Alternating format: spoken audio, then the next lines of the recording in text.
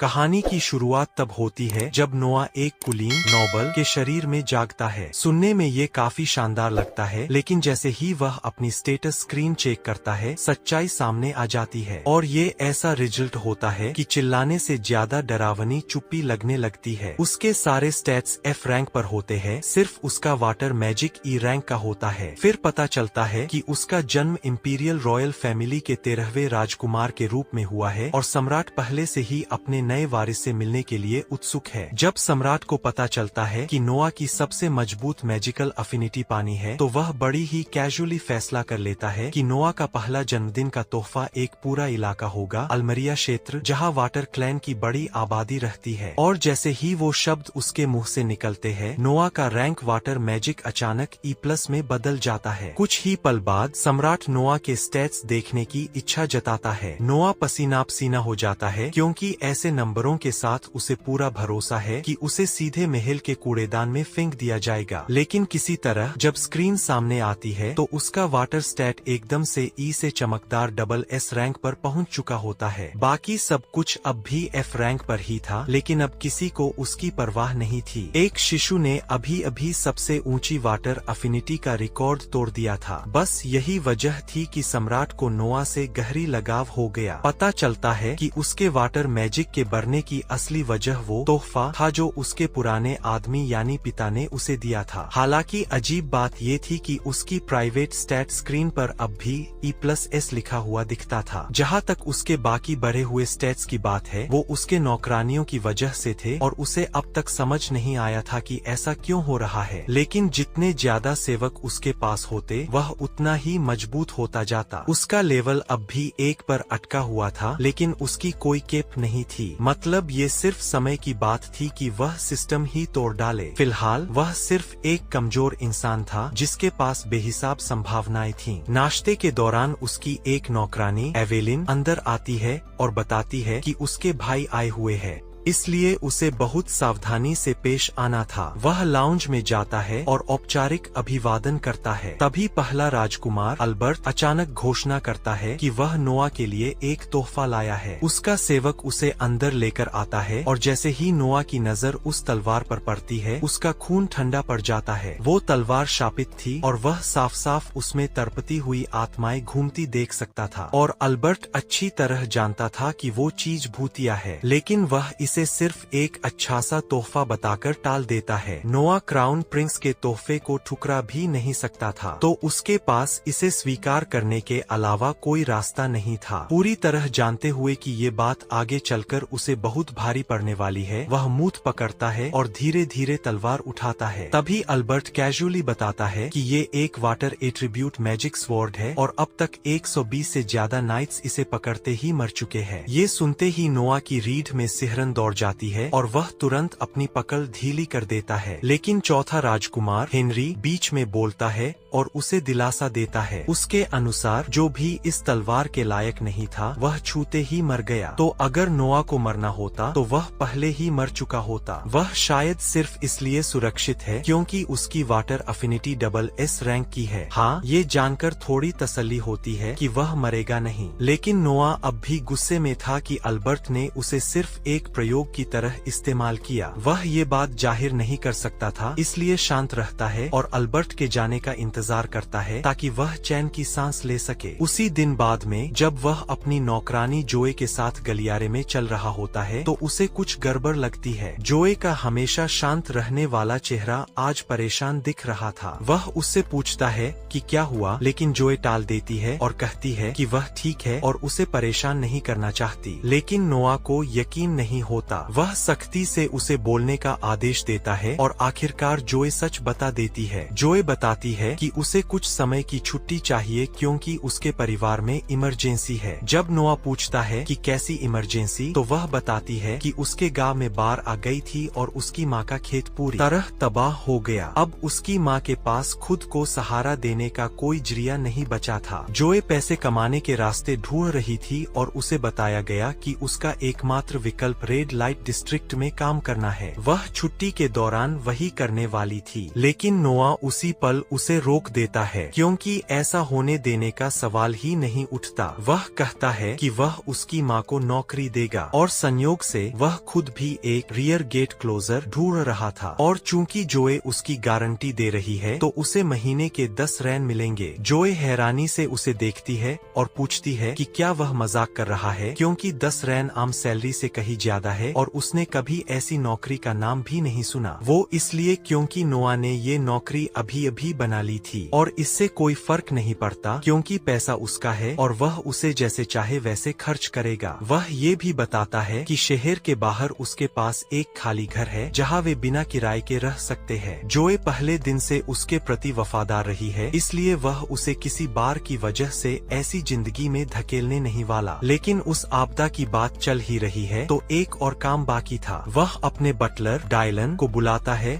और सीधा आदेश देता है, जितनी भी बाढ़ से प्रभावित जमीन मिल सके सब खरीद लो। डायलन और जोए दोनों हैरान रह जाते हैं, लेकिन नोआ शांति से अपना तर्क समझाता है। ऐसे समय में हमेशा गिद्धों की तरह लोग निकल आते हैं, घोटालेबाज जो सब कुछ खो चुके बेबस लोगों का फायदा उठाने की फिराक में रहते हैं। तो वह चाहता है कि उन बदमाशों के अपने पंजे गाड़ने से पहले ही जमीन को सुरक्षित कर लिया जाए। डायलन यह सुनकर बिल्कुल हैरान रह जाता है। उसे यकीन नहीं होता कि एक 6 साल का बच्चा इतनी दूर तक सोच सकता है। नूह अपनी उम्र से कहीं ज्यादा समझदार है और डायलन को यह नहीं पता कि नूह का पिछला जीवन उसे ऐसे शोषण के बारे में बहुत कुछ सिखा चुका है। जाहिर है नूह यह सब खुलकर बता नहीं सकता, इसलिए वह इसे सामान्य बात की तरह आगे बढ़ा देता है। डायलन पूरी तरह से उसकी मदद करने के लिए तैयार हो जाता है, लेकिन एक बहुत बड़ी समस्या है खर्च। उसके अनुमान के मुताबिक पूरी जमीन खरीदने में करीब 7 लाख रियान लगेंगे। यह रकम सुनकर जोए लगभग चौंक जाती है और नूह भी समझ जाता है कि यह कोई छोटी रकम नहीं है। तुलना के लिए राजधानी में एक आम वयस्क इंसान साल में करीब 120 रेन कमाता है, जो एक परिवार पालने, घर रखने और ठीक से खाने के लिए काफी होता है। नूह की जागीर आम लोगों से कहीं ज्यादा अमीर है, लेकिन फिर भी उसके पास इस समय सिर्फ 5 लाख रेन ही है, यानी उसे अब भी 2 लाख रेन की कमी है। कोई और रास्ता न देखकर नूह फैसला करता है कि वह उसे उपहार में मिली जमीन बेच देगा, वह चोरों वाला इलाका जो सम्राट ने उसके जन्म के समय उसे दिया था। डायलन तुरंत इस विचार को खारिज कर देता है क्योंकि वह जमीन सीधे शाही परिवार से मिली है। बिना अनुमति उसे बेचना सिर्फ गलत ही नहीं बल्कि एक अपराध है। नूह को जोखिम का पूरा अंदाजा है और सजा का भी, फिर भी वह इसे करने के लिए तैयार है। अगर उसके पिता उसे सजा देना चाहते हैं तो वह बाद में झेल लेगा। अगली सुबह जब नूह और उसका स्टाफ आपदाग्रस्त इलाके के लिए रवाना होने की तैयारी कर रहे होते हैं, तभी एक अनपेक्षित मेहमान आता है, चौथा राजकुमार हेनरी। अल्बर्ट के उलट जो सिरदर्द की तरह है, हेनरी वाकई एक अच्छा इंसान है। उसके साथ वक्त बिताने पर साफ समझ आता है कि वह सच में परवाह करता है। वह नूह का हालचाल पूछने और उस श्रापित तलवार के बारे में चेतावनी देने आया था। उस तलवार की अपनी इच्छा है, भले ही नूह श्राप से सुरक्षित हो, लेकिन जब तक तलवार उसे अपना स्वामी न माने वह ठीक से काम नहीं करेगी। यह बात नूह के दिमाग में बैठ जाती है और वह हेनरी का शुक्रिया अदा करता है। कुछ ही देर बाद नूह दाऊ गांव के लिए निकल पड़ता है। वहाँ पहुंचकर हालात उसकी कल्पना से भी बदतर होते हैं। इसे सिर्फ बाढ़ का नुकसान कहना बहुत हल्का होगा। पूरा गांव ऐसे तबाह पड़ा है जैसे समुद्र के देवता और युद्ध के देवता यहाँ लड़कर चले गए हों। सिर्फ देखकर ही नूह समझ जाता है कि ज्यादातर लोगों के सरकारी दस्तावेज बाढ़ में बह गए होंगे। इसलिए वह डायलन को आदेश देता है कि वह तुरंत स्थानीय सरकारी दफ्तर जाकर जितनी हो सके उतनी रिकॉर्ड की प्रतियां इकट्ठा करे ताकि जमीन खरीदने की प्रक्रिया आसान हो सके। जब डायलन कागजी काम संभालता है, नूह खुद गांव का जायजा लेने निकल पड़ता है। जोए उसे रोकने की कोशिश करती है और कहती है कि यह काम किसी राजकुमार को शोभा नहीं देता, लेकिन नूह साफ कह देता है कि वह जा रहा है। उसे पसंद हो या न हो, या तो वह साथ चले या फिर गाड़ी में इंतजार करे। मजबूर होकर जोए उसके साथ चल पड़ती है और हालात वाकई उतने ही भयानक निकलते हैं जितने दिख रहे थे। पूरी फसल बर्बाद हो चुकी है, न खाने को कुछ है, न कमाई का कोई जरिया और बिना मदद के साल गुजारने की कोई उम्मीद नहीं। तभी गांव में एक घंटी बजती है और सारे लोग जो कभी टाउन स्क्वायर था वहाँ जमा होने लगते लगते हैं। जोए समझ जाती है कि यह खाना बांटने का समय है। आमतौर पर साम्राज्य आपदाग्रस्त इलाकों में राहत भेजता है, इसलिए नूह को अच्छा लगता है कि कम से कम सिस्टम का यह हिस्सा काम कर रहा है। वह भीड़ में शामिल होकर खाना लेने जाता है, लेकिन जैसे ही वह एक कौर लेता है उसका सारा भरोसा टूट जाता है। खाना बेहद घटिया होता है। उसे लगता है कि इसके सामने भारतीय स्ट्रीट फूड भी शाही दावत लगे। शोरबा पानी जैसा और कड़वा है और सब्जियां आधी सड़ी हुई लगती है। एक ग्रामीण नूह की शिकायत सुन लेता है और उसे बस एक और पीड़ित समझकर कहता है कि खाना हमेशा ऐसा ही होता है। शिकायत करने पर भी कुछ नहीं बदलता। रसोइयों को न सफाई की परवाह है न स्वाद की। तभी एक जोरदार ऐलान होता है, निरीक्षण चल रहा है। नूह जोए से पूछता है और वह बताती है कि स्थानीय अधिकारी लॉर्ड गार्ल खाना जांचने आया है।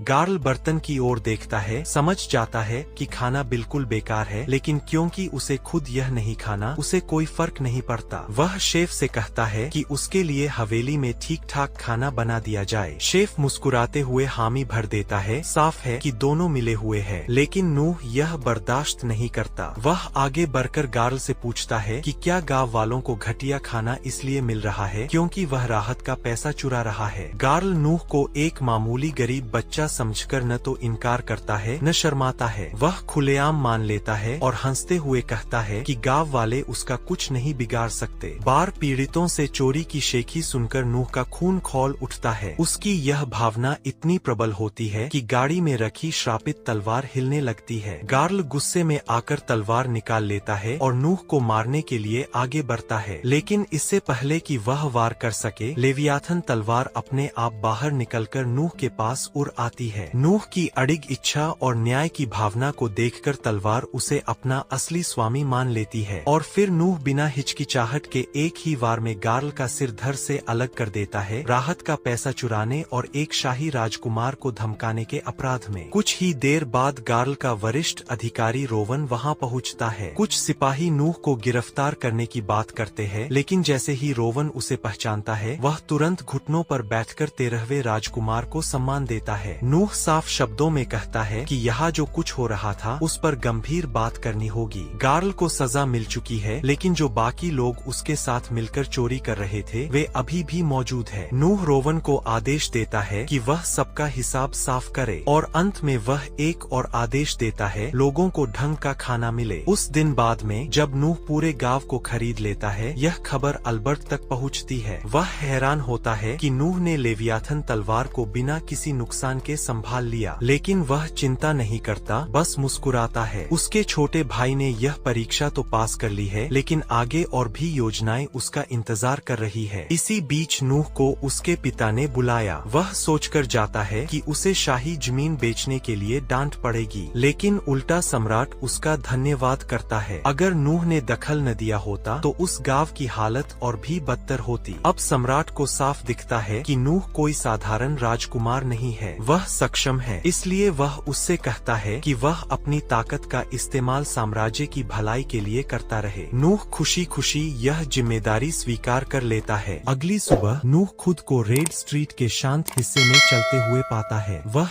एक छोटे से छिपे हुए डाइनर की ओर जा रहा होता है, जिसके बारे में ज्यादातर पर्यटक नहीं जानते। शहर में चर्चा है कि हाल ही में वहाँ एक खास स्ट्रीट परफॉर्मर ने काफी धूम मचा रखी है और नूह यह देखने के लिए उत्सुक है कि आखिर इतनी चर्चा क्यों हो रही है। अंदर जाकर वह एक शांत जगह चुनता है और वहां बैठ जाता है, अपनी मौजूदगी को ज्यादा जाहिर किए बिना, और यूं ही कमरे पर नजर घुमाने लगता है। उसी पल गुलाबी बालों वाली एक लड़की आगे बढ़ती है और गाना शुरू करती है। उसकी आवाज डाइनर में हवा के झोंके की तरह फैल जाती है। तभी नूह उसे तुरंत पहचान लेता है। वह एलिस है, वही स्ट्रीट परफॉर्मर जिसके बारे में उसने सुना था। ध्यान से सुनते हुए नूह समझ जाता है कि उसकी आवाज बिल्कुल भी बुरी नहीं है, लेकिन संगीत का विशेषज्ञ न होने के बावजूद वह यह भी महसूस कर सकता है कि उसकी तकनीक अभी काफी कच्ची है। प्रतिभा तो है, इसमें शक नहीं, लेकिन उसे अभी लंबा रास्ता तय करना है। फिर भी एक बात बिल्कुल साफ है, वह पूरी ताकत से गा रही है। हर सुर में, हर पंक्ति में वह अपना दिल झोंक देती है। वह यह सिर्फ शौक के लिए नहीं कर रही, वह आगे बढ़ना चाहती है। अपने पास जो थोड़ा सा है उसी के सहारे जिंदा रहने की कोशिश कर रही है। अचानक डाइनर डायनर का माहौल पूरी तरह बदल जाता है जब 3 खुरदरे से दिखने वाले आदमी दरवाजा तोड़ते हुए अंदर घुस आते हैं। वे जोर जोर से चिल्लाने लगते हैं और पल भर में सारी नजरें उन्हीं पर टिक जाती है। जैसे ही उनकी नजर एलिस पर पड़ती है वे उस पर चिल्लाने लगते हैं और पूछते हैं कि वह गाना गाकर समय क्यों बर्बाद कर रही है, बजाय इसके कि अपने माता पिता के कर्ज को चुकाने का कोई असली तरीका ढूंढे। उनकी बातों पर एलिस पीछे सिमट जाती है। साफ दिखता है कि वह बुरी तरह डर गई है, जबकि वे लोग उसके और करीब आ जाते हैं। उसकी आवाज कांपने लगती है जब वह बताती है कि उसके पास अभी पैसे नहीं है, लेकिन वह कसम खाती है कि वह पूरी कोशिश कर रही है। उसके पास देने के लिए सच में कुछ भी नहीं है। वे लोग आपस में गंदी मुस्कानें बांटते हैं और इस बात पर घिनौने सुझाव देने लगते हैं कि उसके जैसी लड़की और किन तरीकों से भुगतान कर सकती है। कमरे में नफरत और घृणा से भरी फुसफुसाहटें गूंज उठती है, लेकिन कोई भी आगे नहीं आता। सब लोग जमे हुए बेबस से तमाशा देखते रहते हैं। जब हालात हद पार करने ही वाले होते हैं, तभी नूह अचानक अपनी सीट से उठ खड़ा होता है। वह शांत और संयत होकर आगे बढ़ता है और उन्हें याद दिलाता है कि साम्राज्य का कानून सख्ती से मना करता है कि किसी बच्चे से माता पिता का कर्ज जबरदस्ती वसूल किया जाए। वे आदमी हंसकर उसकी बात को टाल देते हैं, यह मानते हुए कि वह बस कोई ऐशो आराम में पला अमीर बच्चा है जिसे दुनिया की सच्चाई का कोई अंदाजा नहीं। तभी उनमें से एक नूह का कॉलर पकड़ लेता है और उसे मारने ही वाला होता है, लेकिन यह उसकी बहुत बड़ी गलती साबित होती है। नूह लेवायथन तलवार की शक्ति का इस्तेमाल करते हुए पलटवार करता है और दबाव की एक जबरदस्त लहर पूरे डायनर को हिला देती है। उसी पल उन आदमियों को एहसास हो जाता है कि उन्होंने गलत इंसान से पंगा ले लिया है। घबराहट में तीनों बदमाश बिना एक पल सोचे डायनर से भाग खड़े होते हैं। दोबारा किस्मत आजमाने की हिम्मत उनमें नहीं बचती। खतरा टलने के बाद नूह एलिस की ओर मुड़ता है। इस बार उसकी आवाज नरम होती है। वह उससे पूछता है कि महीने भर गुजारने के लिए उसे कितने पैसों की जरूरत है। एलिस कुछ पल हिचकिचाती है, फिर बताती है कि उसकी ज्यादातर कमाई उसकी माँ के इलाज पर खर्च हो जाती है। सब कुछ सुनने के बाद नूह शांत स्वर में एलिस से कहता है कि अब से वह उसे हर महीने 25 रान देगा, ताकि वह पैसों की चिंता किए बिना पूरी तरह अपने गायन पर ध्यान दे सके। वह यह भी वादा करता है कि जैसे जैसे उसकी कला निखरेगी वह यह राशि बढ़ाता जाएगा और उसे बिना किसी डर के अपने सपने के पीछे लगे रहने के लिए प्रोत्साहित करता है। गहराई से भावुक होकर एलिस सच्चे दिल से उसका धन्यवाद करती है और बताती है कि उसकी यह दयालुता उसके लिए कितनी मायने रखती है। वह वादा करती है कि वह उसे निराश नहीं करेगी और एक गायिका के रूप में कड़ी मेहनत करती रहेगी और लगातार आगे बढ़ेगी। बाद में नूह घर लौटता है, लेकिन वहां पहुंचकर वह देखता है कि वही 3 बदमाश महल के फाटक पर घुटनों के बल बैठे हुए हैं, सिर झुकाए हुए। वे लगभग गिड़गिड़ा रहे हैं। जो हुआ उसके लिए माफी मांगने को बेताब। एक नजर में ही नूह समझ जाता है कि मामला क्या है। उन्हें साफ साफ पता चल चुका है कि वह असल में कौन है, लेकिन उनके साथ समय बर्बाद करने के बजाय नूह शांति से दासियों से कहता है कि उन आदमियों को भगा दिया जाए और जोड़ता है कि राजकुमार कोई ऐसा व्यक्ति नहीं है जिससे वे जब चाहे मिल सके। कुछ ही पलों बाद नूह का बड़ा भाई हेनरी वहां पहुंचता है और तुरंत इस बात से सहमत हो जाता है कि नूह ने जैसा किया वह बिल्कुल सही था। वह कहता है कि उनसे मिलने से इनकार करना ही सही फैसला था, क्योंकि ऐसे लोगों को शाही परिवार के सामने आने देना ताज की गरिमा को कम करेगा और राजघराने की सत्ता को कमजोर करेगा। फिर नूह हेनरी को अंदर बुलाता है और समझाता है कि उसका फैसला सिर्फ शाही सम्मान की रक्षा के लिए नहीं था। वह उसे डायनर में हुई पूरी घटना बताता है और यह भी मानता है कि अगर उसने उन आदमियों से व्यक्तिगत रूप से बात की होती तो वे समझते कि वह नाराज है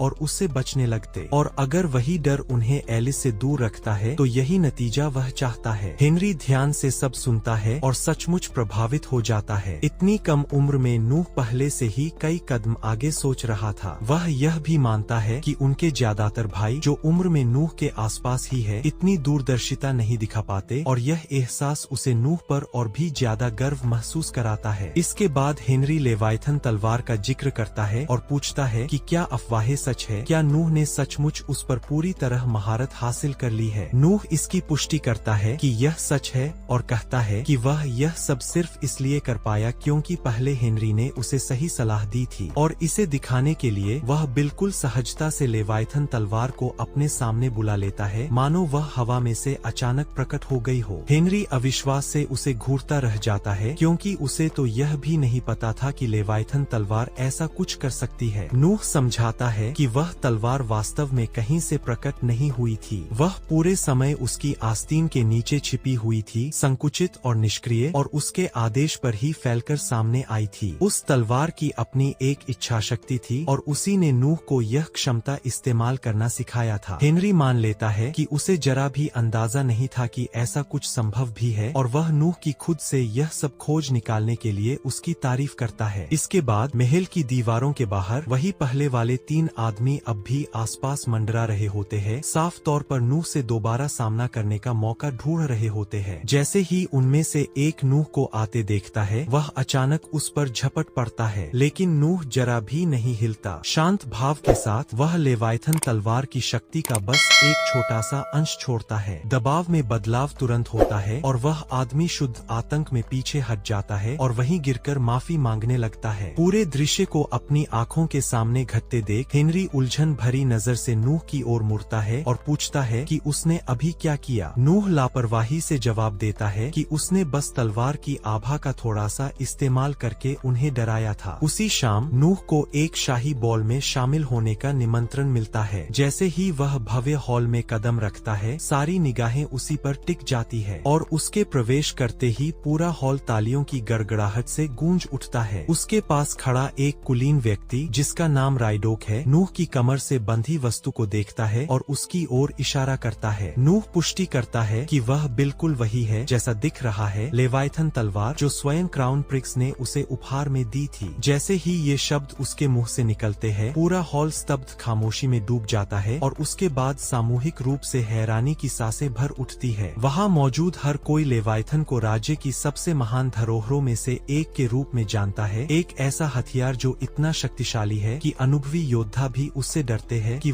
यह अफवाह है कि उसे नियंत्रित करना बेहद कठिन है। एक संदेहशील मेहमान बोल उठता है और कहता है कि यह तलवार जरूर नकली होगी, शायद सिर्फ एक रस्मी प्रतिकृति। एक शब्द भी कहे बिना नूह उसकी शक्ति की एक हल्की सी लहर हवा में छोड़ देता है। असर तुरंत होता है। एक भारी दबाव पूरे हॉल पर टूट पड़ता है, जिससे कई मेहमान डर के मारे पीछे सिमट जाते हैं। जैसे ही नूह उस ऊर्जा को वापस खींच लेता है, कमरा एक बार फिर स्तब्ध खामोशी में डूब जाता है और उसके बाद कोई भी सवाल नहीं उठाता। अब यह साफ हो जाता है कि हथियार असली है, और उससे भी ज्यादा चौंकाने वाली बात यह है कि नूह का उस पर पूरा नियंत्रण है। बाकी रात भर एक एक करके कुलीन लोग उसके सामने आने के लिए कतार लगाने लगते हैं। हर कोई उस पर अच्छा प्रभाव छोड़ने की उम्मीद करता है। वे सावधानी भरे शब्दों और सम्मानजनक हावभाव के साथ उसका अभिवादन करते हैं और हर कोई यही कहता है कि उसके सामने खड़ा होना ही उनके लिए सम्मान की बात है। नूह हर परिचय को शालीनता से सुनता है और हर मेहमान को विनम्रता से उत्तर देता है। आखिरकार अगली जोड़ी आगे आती है, शक्तिशाली एलन कंपनी के प्रमुख बायरन एलन और उनकी बेटी सिंडी। नूह उन्हें पास आते हुए ध्यान से देखता है और बस कुछ ही पलों में वह कुछ असामान्य बात पकड़ लेता है। उसे तुरंत समझ आ जाता है कि सिंडी बायरन की जैविक बेटी नहीं है, वह गोद ली गई है। और इससे भी आगे नूह को यह भी साफ दिख जाता है कि सिंडी कभी एक दासी गुलाम रह चुकी है। इसका संकेत उसकी आंखों में छिपा होता है, वह सतर्क संभली हुई नजर जो लगातार कमरे पर निगाह रखती है, जैसे भीतर ही भीतर खुद को किसी भी पल के लिए तैयार रखे। यह एक ऐसी नजर है जिसे नूह अच्छी तरह जानता है। यह उस इंसान की नजर है जिसने जंजीरों में जिंदगी गुजारी हो और जिसने कभी अपनी पीठ पीछे देखना बंद न किया हो। बायरन स्तब्ध रह जाता है कि नूह ने सिर्फ उसे देखकर यह सब समझ लिया। हैरान होकर वह एक घुटने पर बैठ जाता है और सब कुछ स्वीकार कर लेता है। वह बताता है कि सिंडी मूल रूप से एक दासी थी जिसे उसने खरीदा था, लेकिन उसकी तेज बुद्धि और समझदारी देखकर उसने उसे अपनी बेटी के रूप में गोद लेने का फैसला किया। यह सुनकर नूह के चेहरे पर एक सच्ची मुस्कान आ जाती है। उसे हमेशा ऐसी कहानियां पसंद थीं जहां किसी की जिंदगी बेहतर मोड़ ले लेती है। भावुक होकर नूह बायरन और सिंडी दोनों को जल्द ही अपने एस्टेट पर आने का निमंत्रण देता है और कहता है कि वह सिंडी के अतीत के बारे में विस्तार से और सुनना चाहेगा। बायरन सम्मान पूर्वक झुकता है और सहमति जताता है, यह कहते हुए कि यह उसके लिए सौभाग्य की बात होगी। विदा लेने के बाद दोनों शालीनता से पार्टी से अलग हो जाते हैं। अगले दिन नूह यूं ही शहर में टहल रहा होता है।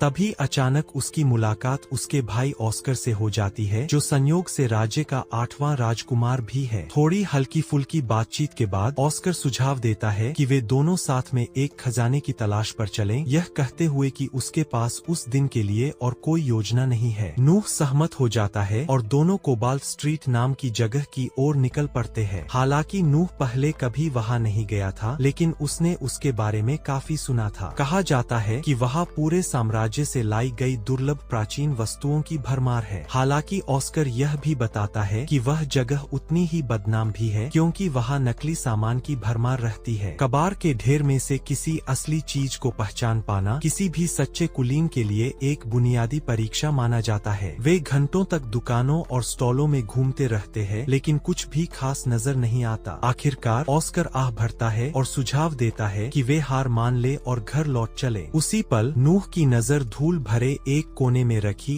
एक पुरानी किताब पर पड़ती है। उसमें कुछ ऐसा होता है जो उसे अपनी ओर खींच लेता है और वह उसे खरीदने का फैसला कर लेता है। ऑस्कर पास झुककर उसे ध्यान से देखता है और अचानक सन्न रह जाता है। उसकी आंखें फैल जाती है जब उसे एहसास होता है कि नूह के हाथ में क्या है। यह एंड्रिया नामक महान जादूगर की ग्रिमोयर थी। ऑस्कर को पूरा यकीन हो जाता है कि यह असली है, और अगर ऐसा है तो इसके अंदर की सामग्री के आधार पर यह किताब आसानी से 1000 रेन की कीमत की हो सकती है। वह अविश्वास में नूह को घूरता है और पूछता है कि उसे कैसे पता चला कि यह किताब असली है। लेकिन सच्चाई यह थी कि नूह को खुद भी कोई अंदाजा नहीं था। उसने यह किताब सिर्फ इसलिए खरीदी थी क्योंकि जैसे ही उसकी उंगलियां इसके कवर से टकराईं, उसकी विंस्टेट में 1+ जुड़ गया था। और वही अजीब सी प्रतिक्रिया उसे यह सोचने के लिए काफी लगी कि शायद यह किताब किसी काम की चीज है। अचानक नूह के दिमाग में एक जंगली सा विचार आता है। वह लेवाइथन तलवार निकालता है और बहुत सावधानी से उसकी थोड़ी सी ऊर्जा सीधे ग्रिमोयर में प्रवाहित करता है। कुछ ही सेकंड में किताब जोर से कांपने लगती है, उसके हाथों से फिसलकर जमीन पर गिरती है और अपने आप खुल जाती। मंत्रों वाले पन्नों में से एक भयावह रंग से चमकने लगता है और कोई अंधेरी प्राचीन शक्ति सक्रिय हो जाती है। इससे पहले कि वे कुछ समझ पाते, वह निषिद्ध ग्रंथ उनके सामने ही उस महान जादूगर की सील की गई आत्मा को मुक्त कर देता है। ऑस्कर की आंखें डर से फैल जाती है। वह तुरंत समझ जाता है कि मामला कितना गंभीर है और नूह को वहां से तुरंत भागने के लिए चिल्लाता है। लेकिन भागने के बजाय नूह अपने पैर जमा लेता है, लेवाइथन को उठाता है और बिना पलक झपकाए एक ही निर्दयी वार में सामने आती आत्मा को काट देता है। वह प्रहार सीधे जादूगर की आत्मा को चीर देता है और उसे पूरी तरह मिटा देता है एक ही वार में। जैसे ही खतरा टलता है, नूह अपनी स्टेटस विंडो देखता है और उसमें कुछ नया पाता है। उसकी विंड स्किल सीधे एस रैंक पर पहुंच चुकी होती है। यह अचानक हुआ उन्नयन उसे चौंका देता है, लेकिन वह उस पर अटका नहीं रहता। वह तुरंत ऑस्कर की ओर देखता है, जो अब भी अविश्वास में जड़ बना खड़ा है। राजकुमार के दिमाग में यह बात ही नहीं बैठ रही कि अभी अभी क्या हुआ। एक पल पहले वे बस एक किताब के सामने खड़े थे और अगले ही पल नूह ने एक महान आत्मा को ऐसे मिटा दिया जैसे वह कुछ भी न हो। ऑस्कर बार बार खुद से पूछता रहता है कि नूह इतनी तेजी से इतना शक्तिशाली कैसे हो गया और उसे ठीक ठीक पता कैसे था कि क्या करना है। धूल बैठने से पहले ही एक आदमी आगे आता है और सम्मान पूर्वक उनके सामने घुटने टेक देता है। वह अपना परिचय एलन के रूप में देता है, जो पास ही की एक प्राचीन वस्तुओं की दुकान का मालिक है। जो कुछ नूह ने अभी किया था उसे देखकर एलन कहता है कि उसे लगता है कि अब नूह को वह चीज दिखाना उसका फराजा है जिसे वह सालों से अपने पास संभाल कर रखे हुए है, एक ऐसी चीज जिसे वह सचमुच एक असली खजाना मानता है। वह विनम्रता से उनसे उसके साथ चलने का अनुरोध करता है। दुकान के अंदर पहुंचकर एलन एक अजीब सी अंगूठी निकालता है और बहुत सावधानी से उसे सामने रख देता है। वह बताता है कि कहा जाता है कि यह अंगूठी सिर्फ तभी अपनी असली प्रकृति दिखाती है जब उसका नियत स्वामी सामने आता है। दर्जनों लोगों ने इसे सक्रिय करने की कोशिश की, लेकिन इसने कभी प्रतिक्रिया नहीं दी। नूह भौंक उठाता है, यह सोचते हुए कि यह भी शायद एक और बेकार चीज होगी, लेकिन एलन तुरंत जोर देकर मना करता है। वह कहता है कि यह अंगूठी बिकने से इनकार करती है और जब जब उसने इसे बेचने की कोशिश की, यह रहस्यमय तरीके से वापस उसकी दुकान में आ जाती है, चुपचाप बाकी सामानों के बीच पड़ी हुई। उत्सुक होकर नूह अंगूठी अपनी उंगली में पहन लेता है और उसी पल उसके दिमाग में एक ऐसी आवाज गूंजती है जिसे उसने पहले कभी नहीं सुना था। वह बताती है कि यह अंगूठी ट्रिपल एस रैंक की दुर्लभ वस्तु है और अब उसने नूह को अपना सही स्वामी मान लिया है। जैसे ही आवाज गायब होती है, अंगूठी तेज रोशनी में फट पड़ती है और रूप बदलने लगती है। रोशनी जीवित धागों की तरह नूह के शरीर के चारों ओर लिपट जाती है और उनकी आंखों के सामने ही एक शानदार उच्च स्तरीय कवच का रूप ले लेती है। यह दृश्य देखते ही ऑस्कर और एलन दोनों समझ जाते हैं कि नूह ही इस अंगूठी का सच्चा धारक है। नूह एलन की ओर मुड़कर कहता है कि वह यह अंगूठी अपने साथ ले जाएगा और पैसे बाद में भिजवा देगा, लेकिन एलन कुछ कह भी पाता उससे पहले ही ऑस्कर बीच में आ जाता है और नूह से कहता है कि भुगतान की बात भूल जाए, वह खुद इसकी पूरी कीमत चुकाएगा और जोर देकर कहता है कि नूह इसे उसका निजी उपहार समझे। और कुछ कहने को न बचने पर नूह अंगूठी स्वीकार कर लेता है। थोड़ी देर बाद ऑस्कर उसे छोड़ देता है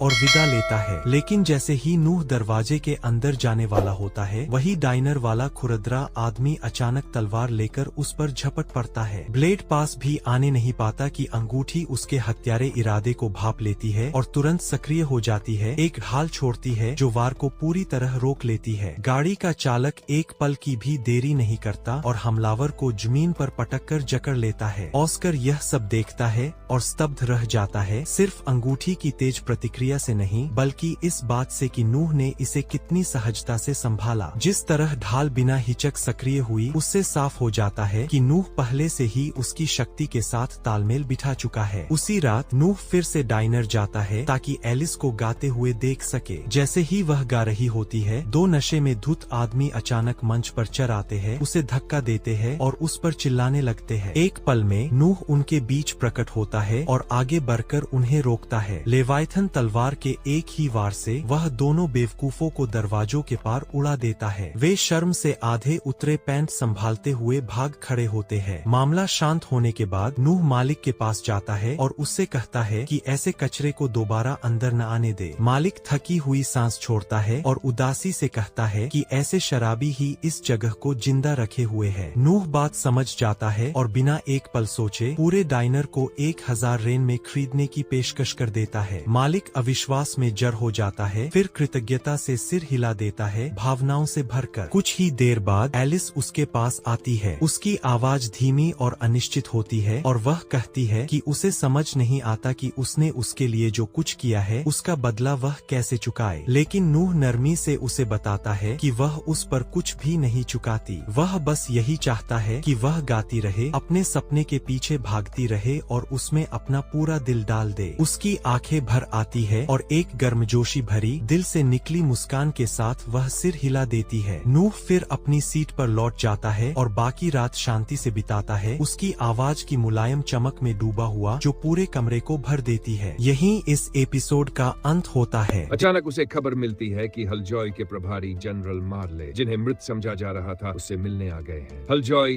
नोहा के शासन के तहत सबसे आशाजनक क्षेत्रों में से एक है, इसलिए वह एक पल भी बर्बाद नहीं करता और दासियों से कहता है कि उन्हें अंदर ले आएं। मार्ले बैठक कक्ष में प्रवेश करते हैं और औपचारिक अभिवादन करते हैं, लेकिन नोहा तुरंत औपचारिकता को टाल देता है और उन्हें आराम से बैठने को कहता है। दोनों की पहली मुलाकात करीब 1.5 साल पहले हुई थी, जब मार्ले को हलजॉय का जनरल नियुक्त किया गया था। ये याद करते हुए नोहा सीधे मुद्दे पर आता है और पूछता है कि हालात कैसे चल रहे हैं। उसे साफ याद है कि मार्ले को उस क्षेत्र में बाढ़ नियंत्रण का जिम्मा सौंपा गया था, जिसके लिए उन्हें शाही आदेश मिला था। लेकिन मार्ले के चेहरे के भाव देखते ही नोहा समझ जाता है कि हालात बिल्कुल भी अच्छे नहीं है। हलजॉय एक समृद्ध कृषि क्षेत्र है जो एक घुमावदार नदी के किनारे बसा है, फसलों के लिए बेहतरीन, लेकिन जब बाढ़ आती है तो पूरी तरह तबाही मच जाती है और ऐसा समय समय पर होता ही रहता है। यही वजह है कि सम्राट ने आपदा रोकथाम के लिए वित्तीय सहायता देने का आदेश दिया था, लेकिन मार्ले मानते हैं कि वह अब तक कुछ भी शुरू नहीं कर पाए हैं। सबसे बड़ी रुकावट वित्त मंत्री है, जो लगातार बेकार के बहाने बनाकर फंड जारी करने में देरी कर रहा है। ये सुनते ही नोहा का मूड बिगड़ जाता है। इसमें भ्रष्टाचार और सार्वजनिक धन की हेराफेरी की बू साफ झलकती है और वह इसे बर्दाश्त करने वाला नहीं है। बिना एक पल गंवाए वह मार्ले से कहता है कि साथ चलो, क्योंकि अब वे खुद मंत्री से आमने सामने बात करेंगे। थोड़ी ही देर बाद नोहा वित्त मंत्री के साथ दोपहर के भोजन भोजन पर पहुंचता है। मंत्री ठीक वैसा ही निकलता है जैसा नोहा ने सोचा था, मोटा, चिकना और घिनौना। वह खोखली तारीफों से नोहा को खुश करने की कोशिश करता है, लेकिन नोहा उसे तुरंत रोक देता है और सीधे पूछता है कि उसने हलजॉय की बाढ़ समस्या के लिए जरूरी पैसा अब तक क्यों नहीं दिया। मंत्री शांत बना रहता है और दावा करता है कि उसके पास एक वैध कारण है, लेकिन इससे पहले कि वह कुछ कह पाए, नोहा उसे बीच में ही काट देता है और चेतावनी देता है कि सिर्फ इसलिए कि वह जवान दिखता है, उसे हल्के में न ले। आखिरी बार जब उसने देखा था, किसी शाही व्यक्ति का अपमान अब भी मौत की सजा के काबिल अपराध था। ये सुनकर मंत्री थोड़ा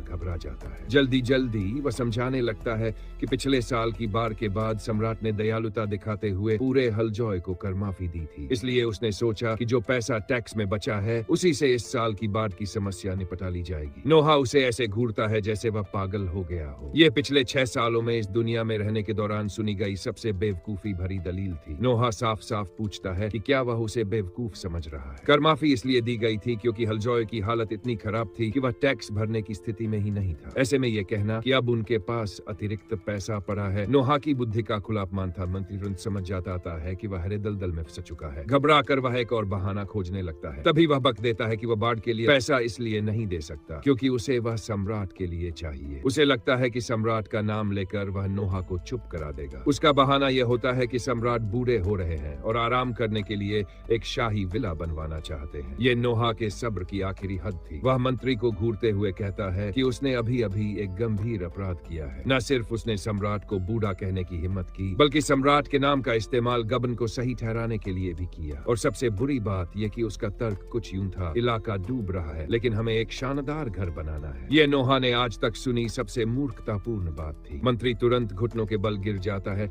और जान बख्शने की भीख मांगने लगता है क्योंकि उसे अच्छी तरह पता है कि उसने अपनी सारी हदें पार कर ली है। लेकिन नोहा साफ कह देता है कि अगर वह नहीं चाहता कि ये सारी बात सम्राट तक पहुंचे तो उसे तुरंत पैसा निकालना होगा। मंत्री घबराहट में भाग जाता है, अपनी गलती सुधारने के लिए बेताब, इससे पहले कि उसकी जान चली जाए। ये झंझट निपटने के बाद मार्ले आखिरकार राहत की सांस लेते हैं और बीच में दखल देने के लिए नोहा का धन्यवाद करते हैं। साथ ही वह इस सिरदर्द में नोहा को घसीटने के लिए माफी भी मांगते हैं, लेकिन वह ये भी मानता है कि वह वित्त मंत्री से अकेले कभी नहीं निपट पाता। जैसे ही नोहा वापस जाने की तैयारी करता है, अचानक एक दूत दौड़ता हुआ अंदर आता है और खबर देता है सम्राट ने उससे मिलने का अनुरोध किया है। नोहा चौंक जाता है क्योंकि उसके पिता यूं अचानक उसे बुलाते नहीं है, इसलिए जो भी बात है वह जरूर गंभीर होगी। एक पल भी बर्बाद किए बिना वह शाही महल की ओर रवाना हो जाता है। वहां पहुंचकर नोहा अपने पिता का अभिवादन करता है, लेकिन सम्राट कहता है कि इतनी औपचारिकता की जरूरत नहीं है। सबसे पहले वह वित्त मंत्री से निपटने के तरीके के लिए नोहा को बधाई देता है। नोहा थोड़ा हैरान होता है कि सम्राट को इतनी जल्दी बस कुछ ही पलों में हुई घटना की जानकारी कैसे मिल गई। फिर उसे याद आता है कि जान ही शक्ति है और जब आप सम्राट होते हैं तो आपका सूचना तंत्र बेजोड़ होता है। नोहा विनम्रता से प्रशंसा स्वीकार करता है, लेकिन कहता है कि उसने बस वही किया जो उसे सही लगा। फिर भी सम्राट साफ तौर पर प्रभावित है। वह नोहा से कहता है कि एक 6 साल के बच्चे का इतनी आसानी से छल को पहचान लेना कोई छोटी बात नहीं है। और ऊपर से उसने ये भी सुना है कि नोहा ने इतनी कम समय में लेवायथन की शक्ति पर काबू पा लिया, जो और भी ज्यादा प्रभावशाली है। खासकर ये देखते हुए कि उस तलवार का जादू कितना खतरनाक और अंधकार में है। नोहा अच्छी तरह जानता है कि लेवायथन कितनी खतरनाक है, क्योंकि अगर पार्टी में उसने समय पर दखल न दिया होता तो वह तलवार बिना हिचकिचाए वहां मौजूद हर एक व्यक्ति को मिटा देती। लेकिन इतनी पागलपन भरी ताकत होने के बावजूद नोहा ने अभी तक सही मायने में तलवार चलाना नहीं सीखा है। इसी वजह से सम्राट ने उसके लिए एक निजी प्रशिक्षक नियुक्त करने का फैसला किया, और वह कोई साधारण व्यक्ति नहीं है। यह है डेमियन नोबल, साम्राज्य का अपराजित चैंपियन और जीवित सबसे महान तलवारबाज। सम्राट चाहता है कि नोहा उससे जितना हो सके उतना सीखे, और नोहा इस व्यवस्था से सहमत हो जाता है। लेकिन औपचारिक प्रशिक्षण शुरू होने से पहले डेमियन सुझाव देता है कि वे पहले एक छोटी सी दोस्ताना द्वंद्व युद्ध कर ले। सम्राट भौहें चढ़ाता है, यह सोचकर कि यह थोड़ा अनुचित है क्योंकि नोहा जी का प्रशिक्षण नहीं लिया। लेकिन डेमियन उसे आश्वस्त करता है कि यह बस नोहा की कच्ची क्षमता को परखने के लिए एक हल्का सा परीक्षण है। आखिरकार सम्राट अनुमति दे देता है तो डेमियन अपनी तलवार उठाता है और नोहा से कहता है कि वह जैसे चाहे वैसे हमला करे। बिना किसी झिझक के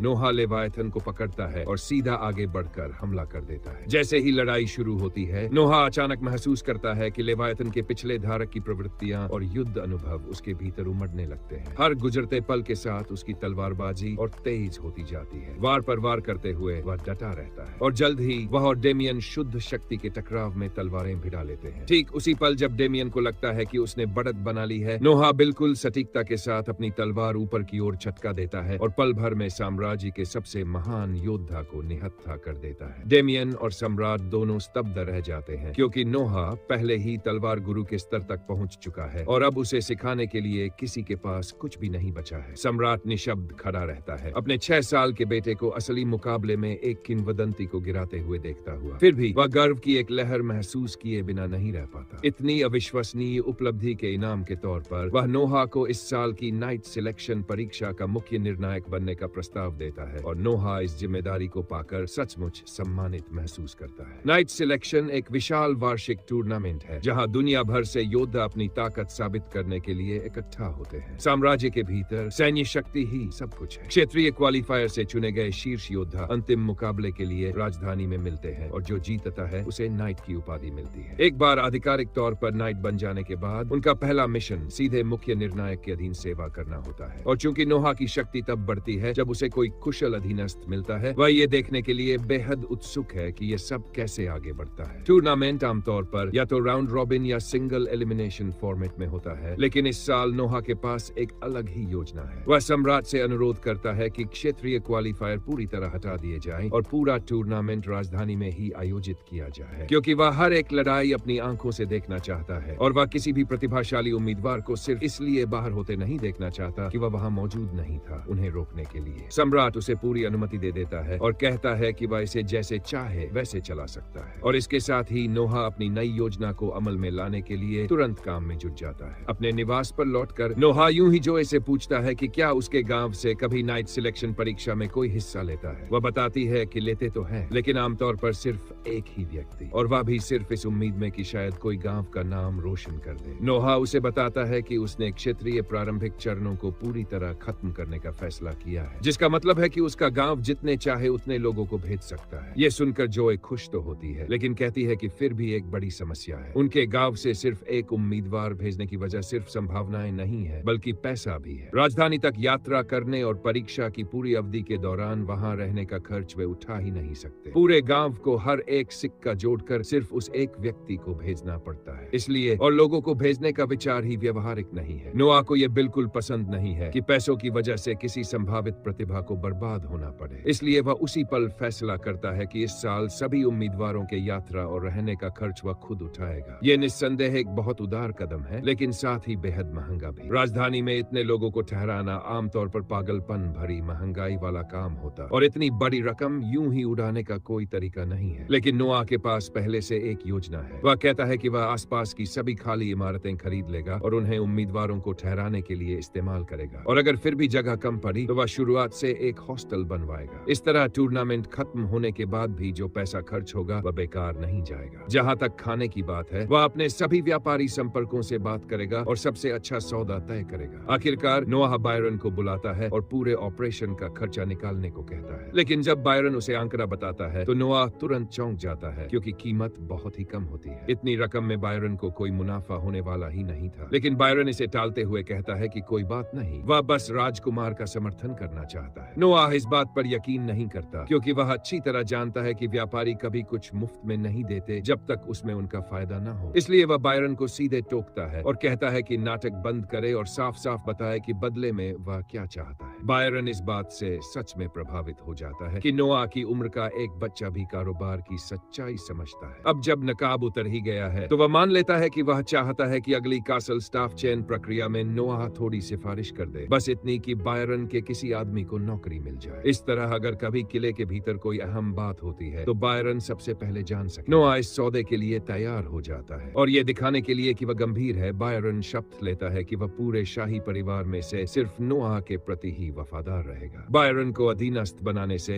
नोआ को अच्छा खासा स्टैट बूस्ट मिलता है, लेकिन जैसे ही वह अपनी स्टैट विंडो चेक करता है उसे कुछ अजीब नजर आता है। उसकी वाटर मैजिक स्टैट एक रैंक गिर गई होती है। उस स्टैट का ज्यादातर हिस्सा उस जमीन से आता है जिस पर वह शासन करता है, जिसका मतलब है कि आलमरिया में कुछ बुरा हो चुका है। नोआ तुरंत अपने पिता के पास जाता है और बताता है कि आलमरिया में कुछ गड़बड़ चल रही है। सम्राट उसकी बात ध्यान से सुनते हैं और उस पर भरोसा भी करते हैं, लेकिन फिर पूछते हैं कि नोआ को ये सब कैसे पता चला। नोआ जाहिर तौर पर अपनी स्टैट स्क्रीन के अस्तित्व का खुलासा नहीं कर सकता, इसलिए वह बात को गोलमोल रखते हुए कहता है कि वह काफी समय से कुछ संकेत महसूस कर रहा था। ये जवाब सम्राट को संतुष्ट कर देता है। फिर सम्राट बात बदलते हैं और पूरी स्थिति समझाते हैं। पता चलता है कि उस इलाके में विद्रोह पनप रहा है। वह नोआ से पूछते हैं कि क्या वह खुद इस मामले को संभालना चाहेगा, लेकिन अच्छी तरह सोचने के बाद नोआ मना कर देता है। ज्यादातर कुलीन लोग युद्ध के जरिए महिमा पाने का मौका तुरंत लपक लेते, लेकिन नोआ अपने पिता से कहता है कि हेनरी इस काम के लिए बेहतर विकल्प है, क्योंकि उसे ऐसे हालात से निपटने का कहीं ज्यादा अनुभव है। उस शाम बाद में नोआ और हेनरी एक साथ बग्घी में सफर कर रहे होते हैं। हेनरी पूछता है कि क्या वह सच में इतना बड़ा मौका छोड़ने को लेकर ठीक महसूस कर रहा है। उनके जैसे देश में एक बड़ी युद्ध जीत हासिल करके नोआ अपनी हैसियत काफी बढ़ा सकता था, लेकिन नोआ उसे सच बताता है। उसे नहीं लगता कि वह अभी इतना मजबूत है कि सेना का नेतृत्व करके युद्ध में उतर सके, और मान लो वह किसी तरह बच भी जाए तो भी अच्छे सैनिकों की जान जाने की पूरी संभावना है, और सिर्फ एक खिताब के लिए वह ऐसा जोखिम उठाने को तैयार नहीं है। अचानक लेवायतन आसपास शत्रुतापूर्ण इरादे की चेतावनी भेजता है। नोआ तुरंत सारथी को बग्घी रोकने के लिए कहता है। उसे पूरा यकीन हो जाता है कि ये विद्रोहियों का एक समूह है जो उसकी हत्या करने आया है, और क्योंकि निशाना वही है, वह हेनरी से जितना हो सके उतना फासला बनाने के लिए बग्घी से कूदकर दौड़ पड़ता है। तभी जमीन से पानी की 4 विशाल धाराएं फूटती है और उसकी ओर एक साथ बढ़ती है, लेकिन नोआह पहले से ही अपनी शील्ड खड़ी कर चुका होता है और बिना खरोंच आए हमले को रोक लेता है। विद्रोही फिर उसे खत्म करने के लिए झपटते हैं, लेकिन वे उसकी क्षमता का अंदाजा ही नहीं लगा पाते। नोआह उन्हें कुछ ही सेकंड में एक एक करके ढेर कर देता है। उसकी तकनीक बेहद निखरी हुई, उसकी गति बहुत तेज। हेनरी पूरा नजारा देखकर हैरान रह जाता है कि नोआह ने कितनी आसानी से उन्हें संभाल लिया। बस एक ही कमी रह जाती है, वे किसी से पूछताछ नहीं कर पाए। अगर एक को भी जिंदा पकड़ लेते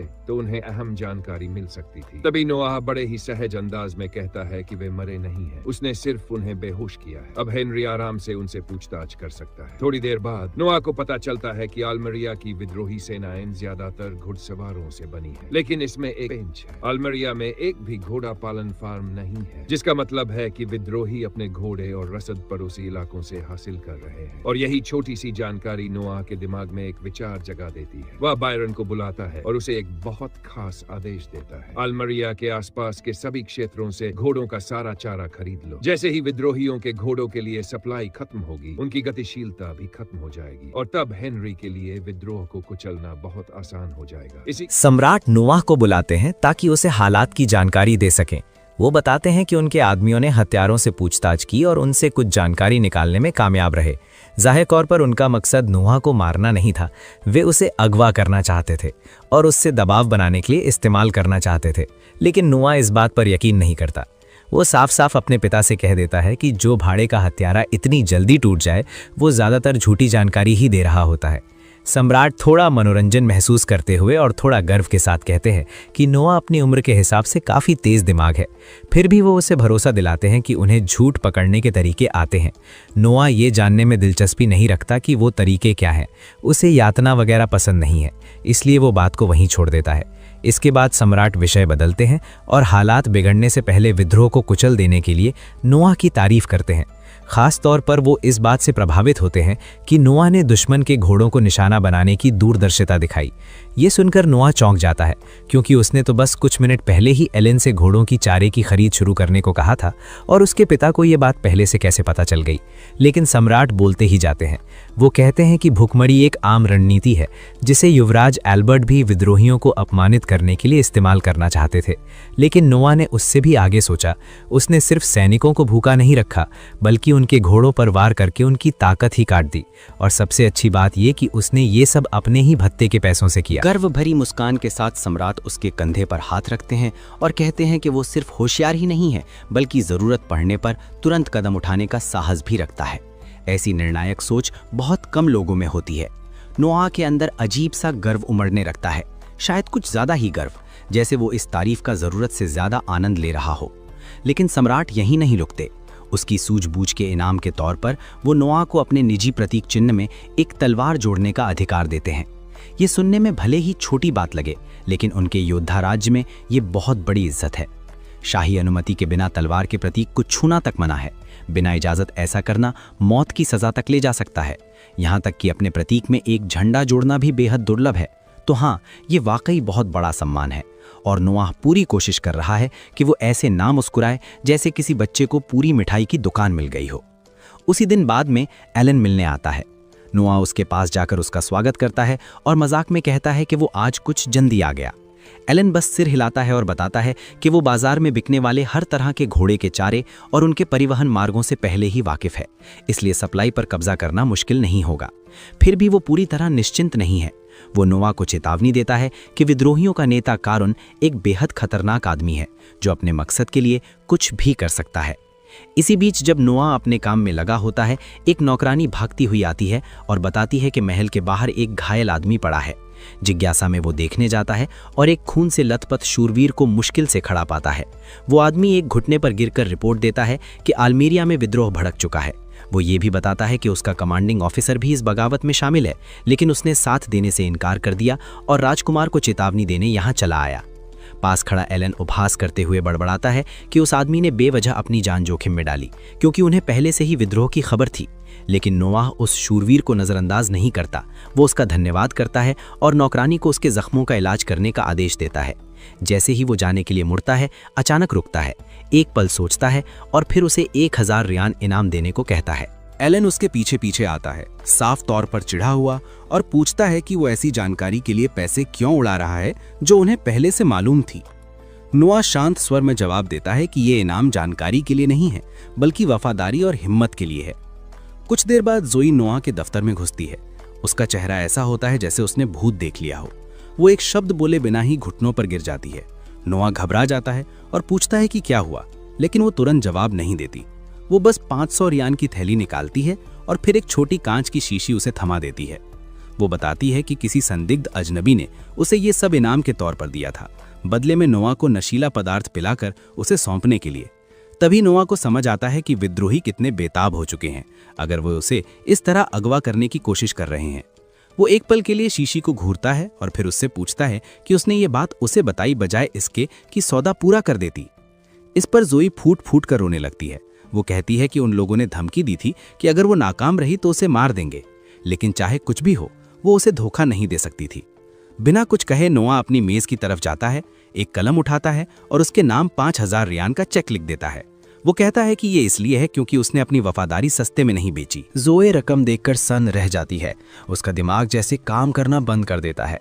वो हकलाते हुए कहती है कि वो इतनी बड़ी रकम स्वीकार नहीं कर सकती, लेकिन नोआ उसे बहस बंद करने और इनाम लेने को कह देता है। वो रोते हुए उसका धन्यवाद करती रहती है। तभी वो धीमे से कहता है कि उसके लिए एक और काम है। वो उसे बताता है कि वो वही नींद की दवा पिएगा और जब वो पूरी तरह बेहोश हो जाएगा तो जोए उसे उन हरामियों के हवाले कर देगी जिन्होंने ये सौदा रखा था। उसके बाद उसे जितनी तेज़ हो सके भाग जाना है, इससे पहले कि वे उसे हमेशा के लिए चुप करा दें। ये सोचकर ही जोए का पूरा शरीर कांप उठता है, लेकिन नोआह इजाज़त नहीं मांग रहा। उसका फैसला पक्का है और वो विद्रोहियों से आमने सामने मिलने वाला है। कुछ घंटों बाद वो होश में आता है और खुद को कहीं सुनसान जगह पर फेंका हुआ पाता है। वो विद्रोहियों को आपस में फुसफुसाते हुए सुनता है कि उसे मारना उनका आखिरी विकल्प है, क्योंकि कारून से उन्हें सख्त आदेश मिले हैं कि नोआ को जिंदा रखना है।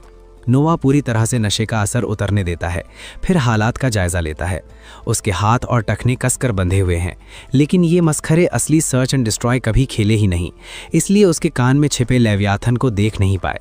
वो उसे बाहर निकालता है, उसे उसके पूरे आकार में वापस लाता है और अपनी जादुई अंगूठी के जरिए पानी की एक धारदार तलवार बुलाता है, जिससे वो रस्सियों को साफ साफ काट देता है। ये सब निपटाने के बाद वो तलवार की स्मृति को छूकर देखता है कि अब तक क्या क्या हुआ। वो खुद को अपने दफ्तर में बेहोश पड़ा देखता है। जोए दरवाजे से भागती हुई निकलती है और विद्रोही उसे घेर लेते हैं। उन्होंने उसका पीछा करने की जहमत तक नहीं उठाई, क्योंकि उनके आदेश थे कि नोआ को तुरंत निकालो।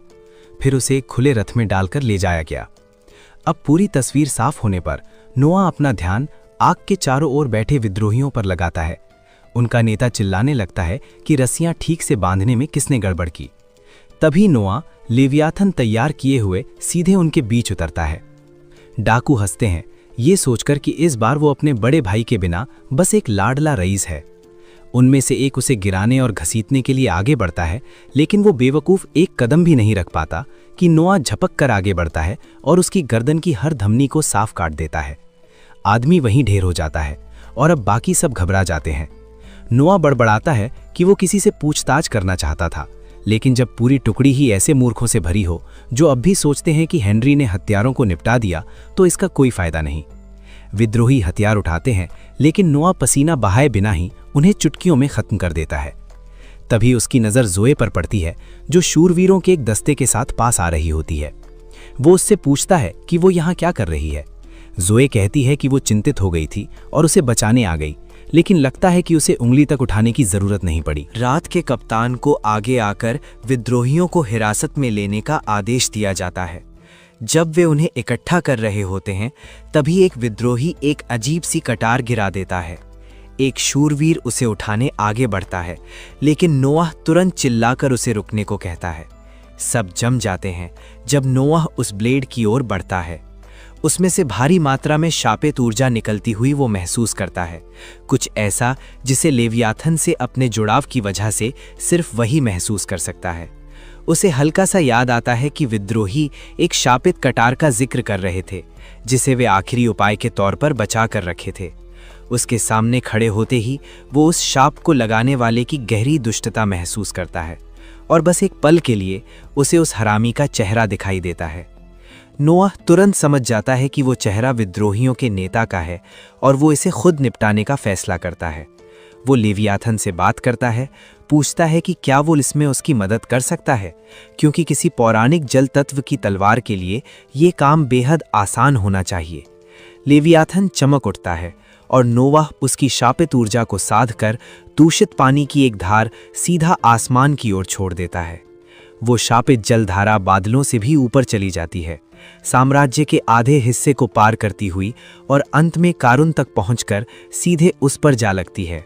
अगली सुबह सम्राट फिर से नोआह को बुलाते हैं और उसकी ऊंचाई तक झुककर उसके कंधे थपथपाते हैं, उस अविश्वसनीय कारनामे की तारीफ करते हुए जो उसने किया। रिपोर्ट्स के मुताबिक विद्रोहियों का नेता मृत पाया गया। उसके माथे के बीचों बीच एक साफ छेद था, जो साफ तौर पर पानी की एक तेज धार से बना था, और सम्राट जानते हैं कि ये काम नोआह के अलावा कोई और कर ही नहीं सकता। नोआह इसकी पुष्टि करता है और समझाता है कि उसने शापित कटार में भरी नफरत का इस्तेमाल करके विद्रोही नेता पर निशाना साधा, फिर सैकड़ों मील दूर से बिना निशाना साधे सीधा सिर में वार कर दिया। उनके नेता के मरते ही बचे खुचे विद्रोहियों को कुचलना हेनरी के लिए आसान हो जाता है, और जल्द ही इसमें शामिल हरेक को पकड़ लिया जाता है। बाद में उनकी सज़ा तय करने के लिए एक विशाल सभा बुलाई जाती है और सम्राट अपराधियों को टुकड़ों टुकड़ों में काटने का आदेश देते हैं। भीड़ इस सज़ा से खुश होती है, लेकिन नोआह आगे बढ़कर सम्मानपूर्वक घुटनों पर बैठता है और सम्राट से कहता है कि उन्हें ऐसा नहीं करना चाहिए। उसके शब्दों से पूरा दरबार जम जाता है, खासकर सम्राट, जो पूछते हैं कि वो क्या कह रहा है। नोआह समझाता है कि सज़ा कानून के अनुसार होनी चाहिए और किसी को टुकड़ों में काटने का कोई प्रावधान नहीं है। कानून के मुताबिक विद्रोही नेताओं को 2 हिस्सों में बांटा जाना चाहिए, जबकि बाकी लोगों को जबरन श्रम शिविरों में भेजा जाना चाहिए, और नोआह जोर देता है कि यही तरीका अपनाया जाना चाहिए। सम्राट पूछते हैं कि वो उनके अपने इलाके में विद्रोह करने वालों के लिए सबसे क्रूर मौत को कैसे ठुकरा सकता है। नोआह शांत स्वर में जवाब देता है कि अगर सम्राट कानून तोड़ेंगे तो इससे उनकी प्रतिष्ठा को नुकसान पहुंचेगा और जनता का भरोसा डगमगा जाएगा। उस जवाब से सब निश्शब्द रह जाते हैं, लेकिन आखिरकार सम्राट नोआह की बात मान लेते हैं। वो कहते हैं कि कानून का पालन किया जाएगा, फिर जोड़ते हैं कि अपराधियों को फिर भी कानून के भीतर सबसे कड़ी सजा दी जाएगी, बिना किसी दया के। नोआह को कोई आपत्ति नहीं होती, तो सम्राट प्रधानमंत्री को आदेश देते हैं कि सब कुछ कानून के अक्षरशः पालन के साथ किया जाए। पूरा दरबार तालियों से गूंज उठता है। सब नोआह की तारीफ करने लगते हैं कि उसने इतनी हिम्मत से तर्क और सम्मान के साथ सम्राट को सही किया। लोग उसे भविष्य की एक दंत कथा कहने लगते हैं, यहाँ तक कि सम्राट भी अपना गर्व छिपा नहीं पाते। वो साफ तौर पर इस बात से प्रभावित होते हैं कि नोआह में सही कारणों के लिए उनके सामने खड़े होने का साहस था। कुछ देर सोचने के बाद वो नोआह को एक खिताब देने का फैसला करते हैं। वो कहते हैं कि उनके किसी भी बच्चे में उन्हें चुनौती देने की हिम्मत हो सकती है, लेकिन गर्व की वजह से नहीं, बल्कि सिद्धांतों के लिए ऐसा करना बहुत दुर्लभ है। इसी वजह से वो नोआह को बुद्धिमान राजकुमार की उपाधि देते हैं, और ये बदलाव तुरंत नोआह की स्टेटस विंडो में दिखने लगता है। सम्राट मजाक में ये भी कहते हैं कि अगर नोआह 10 साल पहले पैदा हुआ होता तो हालात कुछ और ही होते।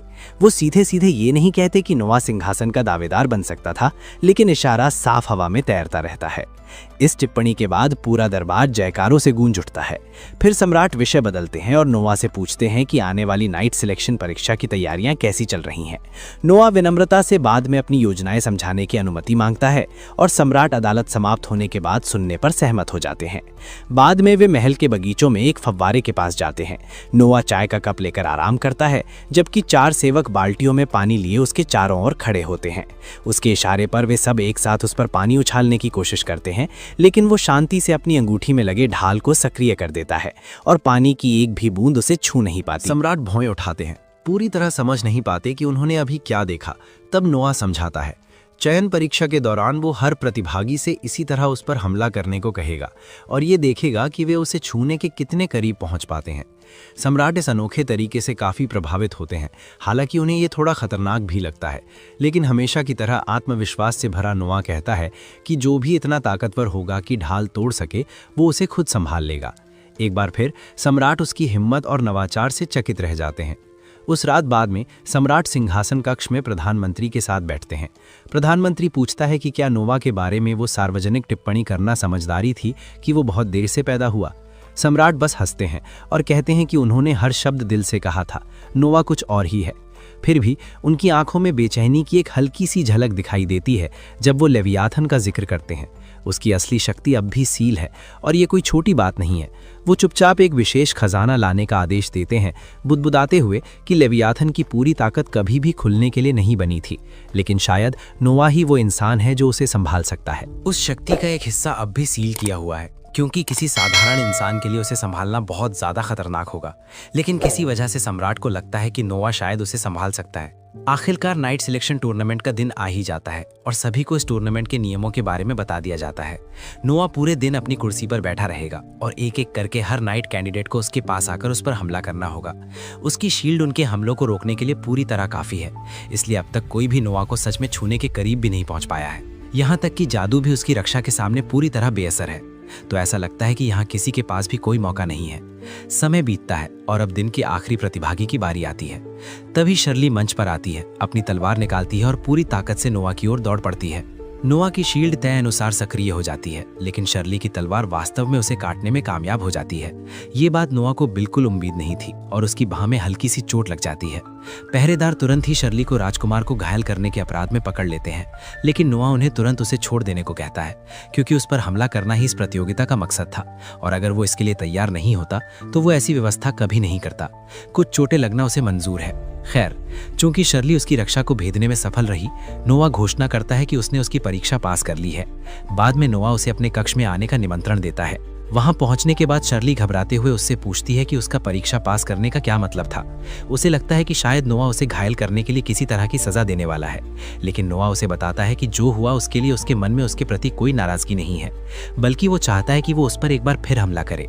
शर्ली अब भी थोड़ी घबराई हुई है और समझ नहीं पा रही कि क्या करे, लेकिन नोआ उसे याद दिलाता है कि वो एक नाइट है और एक नाइट का कर्तव्य है कि वो अपने आदेशों का पालन करे, चाहे वे जैसे भी हों।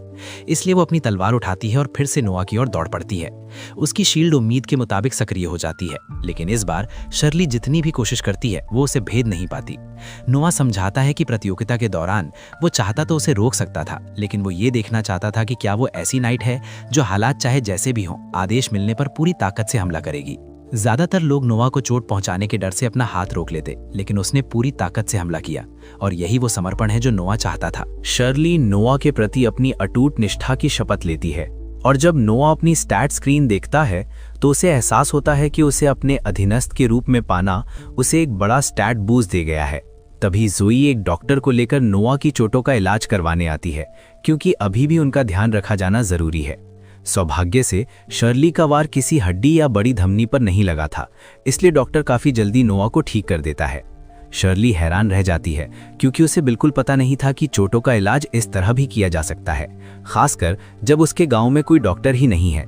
ये जानकर नोआ भी चौंक जाता है और वो शर्ली से पूछता है कि उसके गांव के लोग आमतौर पर बीमार पड़ने पर क्या करते हैं। शर्ली बताती है कि वे लोग बस उसे वैसे ही छोड़ देते हैं और उम्मीद करते हैं कि वो अपने आप ठीक हो जाए, जो अक्सर अच्छा साबित नहीं होता। नोआ चीज़ों को ऐसे नहीं छोड़ सकता, इसलिए वो डॉक्टर से पूछता है कि डॉक्टर बनने का सबसे तेज तरीका क्या है। डॉक्टर उसे बताता है कि इसके लिए पहले किसी को एक प्रशिक्षु बनना होगा। तब नोआ शर्ली की ओर मुड़ता है और उससे कहता है कि वो अपने गांव के सबसे समझदार और मेहनती लोगों को इकट्ठा करके उसके पास ले आए, क्योंकि वो डॉक्टर से उन्हें प्रशिक्षु के रूप में लेने को कहने वाला है। वो उसे आश्वासन देता है कि सारे खर्चे वो खुद उठाएगा, इसलिए उसे किसी बात की चिंता करने की जरूरत नहीं है। और नोआ की इस दरियादिली के लिए शर्ली बहुत आभारी होती है। अब जब शर्ली नोआ की नाइट बन चुकी है तो वो हवेली में ही रहती है। अगली सुबह वो उठती है और अपने कर्तव्यों के लिए तैयार होती है। नीचे जाते समय उसकी मुलाकात जोई से होती है। वो उसे नमस्ते कहती है और बताती है कि वो पिछली रात ठीक से सो नहीं पाई, क्योंकि वो इतने बड़े कमरे में सोने की आदी नहीं है। वो सच में हैरान है कि यहाँ के नौकरों का कितना अच्छे से ख्याल रखा जाता है, और ये साफ है कि वे सभी नोआ को सबसे ज़्यादा प्यार करते हैं, क्योंकि वो उनके साथ अच्छा व्यवहार करता है। राजकुमारों में ये बात मशहूर है कि नोआ सबसे ज़्यादा दयालु है। हालांकि ये ज़्यादा मुश्किल भी नहीं है, क्योंकि ज़्यादातर शाही लोग घमंडी होते हैं। फिर भी नोआ इसलिए प्रिय है क्योंकि वो अपने दर्जे को दूसरों के साथ व्यवहार बदलने नहीं देता। दरअसल ऐसी अनगिनत युवतियां हैं जो नोआ की दुल्हन बनने का मौका पाने के लिए कुछ भी कर सकती हैं। बाकी नौकरानियां जोई को चढ़ाने लगती हैं, क्योंकि वे जानती हैं कि वो नोआ से सबसे ज़्यादा प्यार करती है।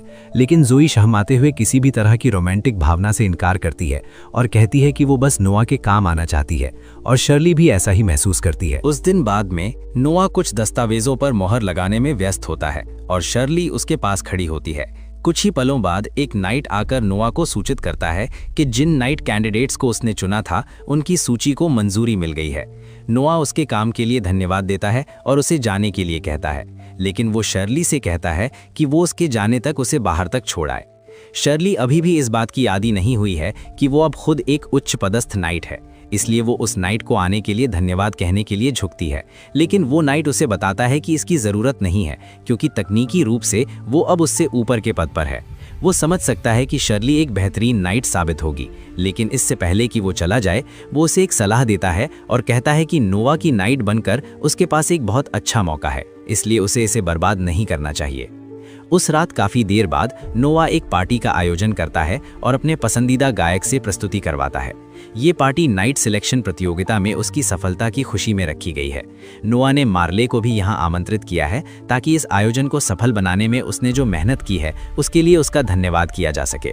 वो मार्ले को ये भी बताता है कि जिन व्यापारी समूहों के साथ उसके संबंध हैं वे सभी इस कमरे में मौजूद हैं, इसलिए अगर वो उनके साथ अच्छे संबंध बना ले तो इससे उसके अपने व्यापार को आगे बढ़ाने में मदद मिलेगी। जल्द ही गायक की प्रस्तुति समाप्त हो जाती है और नोआ इससे काफ़ी प्रसन्न होता है। लेकिन तभी अचानक जोई उसके पास आती है और उसके हाथ में एक पत्र होता है। वो कहती है कि ये पत्र नोआ के नाम है, लेकिन उसे नहीं पता कि ये किस बारे में है।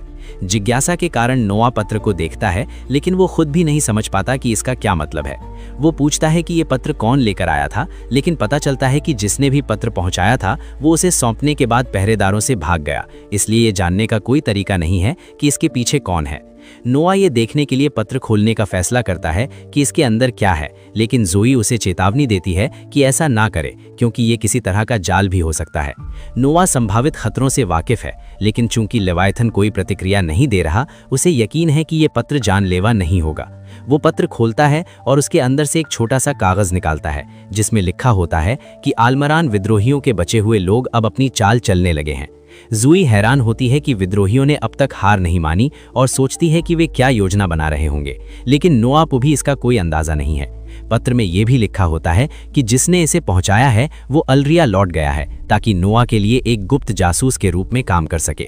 नोआ को लगता है कि ये गुप्त एजेंट वही नाइट होगा जो कुछ समय पहले विद्रोह के बारे में उसे जानकारी देने आया था।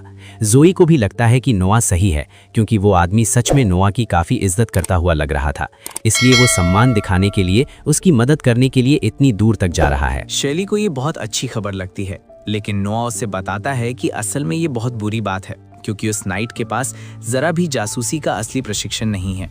अगर वो जासूस बनने की कोशिश करेगा तो बहुत जल्दी पकड़ा जाएगा, और जब ऐसा होगा तो या तो उसे यातनाएं दी जाएंगी या मार दिया जाएगा। नोआ ऐसा होने नहीं दे सकता, इसलिए उसे कुछ करना ही होगा। हेनरी शायद पहले से ही आलमारिया क्षेत्र के पास होगा, इसलिए नोआ उससे मदद मांगने की योजना बनाता है, लेकिन इस बात की कोई गारंटी नहीं है कि वो समय पर पहुंच पाएगा। थोड़ी देर बाद नोआ को हेनरी का जवाबी पत्र मिलता है। उसमें लिखा होता है कि उसने उस नाइट को बचाने की पूरी कोशिश की, लेकिन जब तक वो वहां पहुंचा तब तक उस नाइट का भंडा फोड़ हो चुका था और उससे जानकारी निकालने के लिए उसे यातनाएं दी जा चुकी थीं।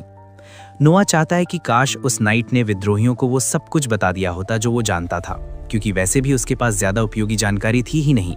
लेकिन इसके बजाय वो यातनाओं के दौरान भी पूरी तरह चुप रहा। नतीजतन उसकी हालत बेहद नाजुक हो गई। जब हेनरी वहां पहुंचा तब वो नाइट बेहोश था, लेकिन शुक्र है कि जिंदा था। हालांकि उसकी चोटों को देखते हुए उसके बचने की कोई गारंटी नहीं है। नोआ खुद को इसके लिए जिम्मेदार मानता है, क्योंकि अगर उसने पहले से ही अपना एक सूचना नेटवर्क बना रखा होता तो उस नाइट को नोआ के लिए जानकारी जुटाने के लिए अपनी जान जोखिम में डालने की जरूरत ही नहीं पड़ती। वो जोई की ओर मुड़ता है और उसे आदेश देता है कि वो आलमारिया को एक पत्र भेजे और वहां के प्रभारी को कहे कि उस नाइट के इलाज में किसी भी तरह का खर्च बचाया ना जाए।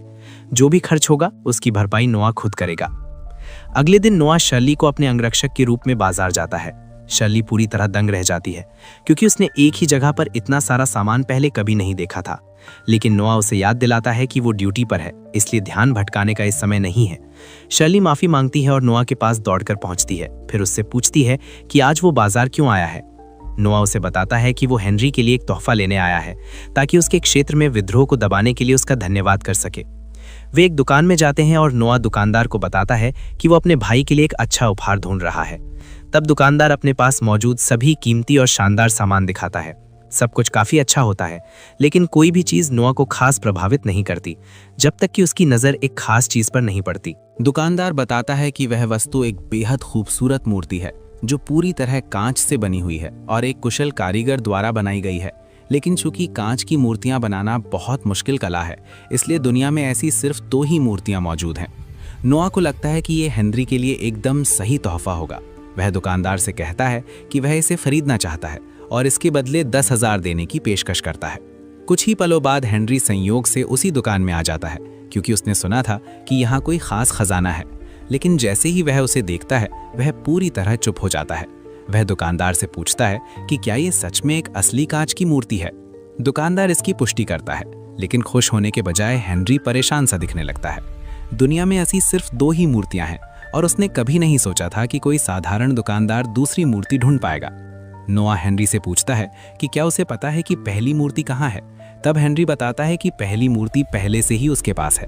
इससे नोआ की उसे ये उपहार देने की योजना पर पानी फिर जाता है, लेकिन उसके दिमाग में एक विचार आता है।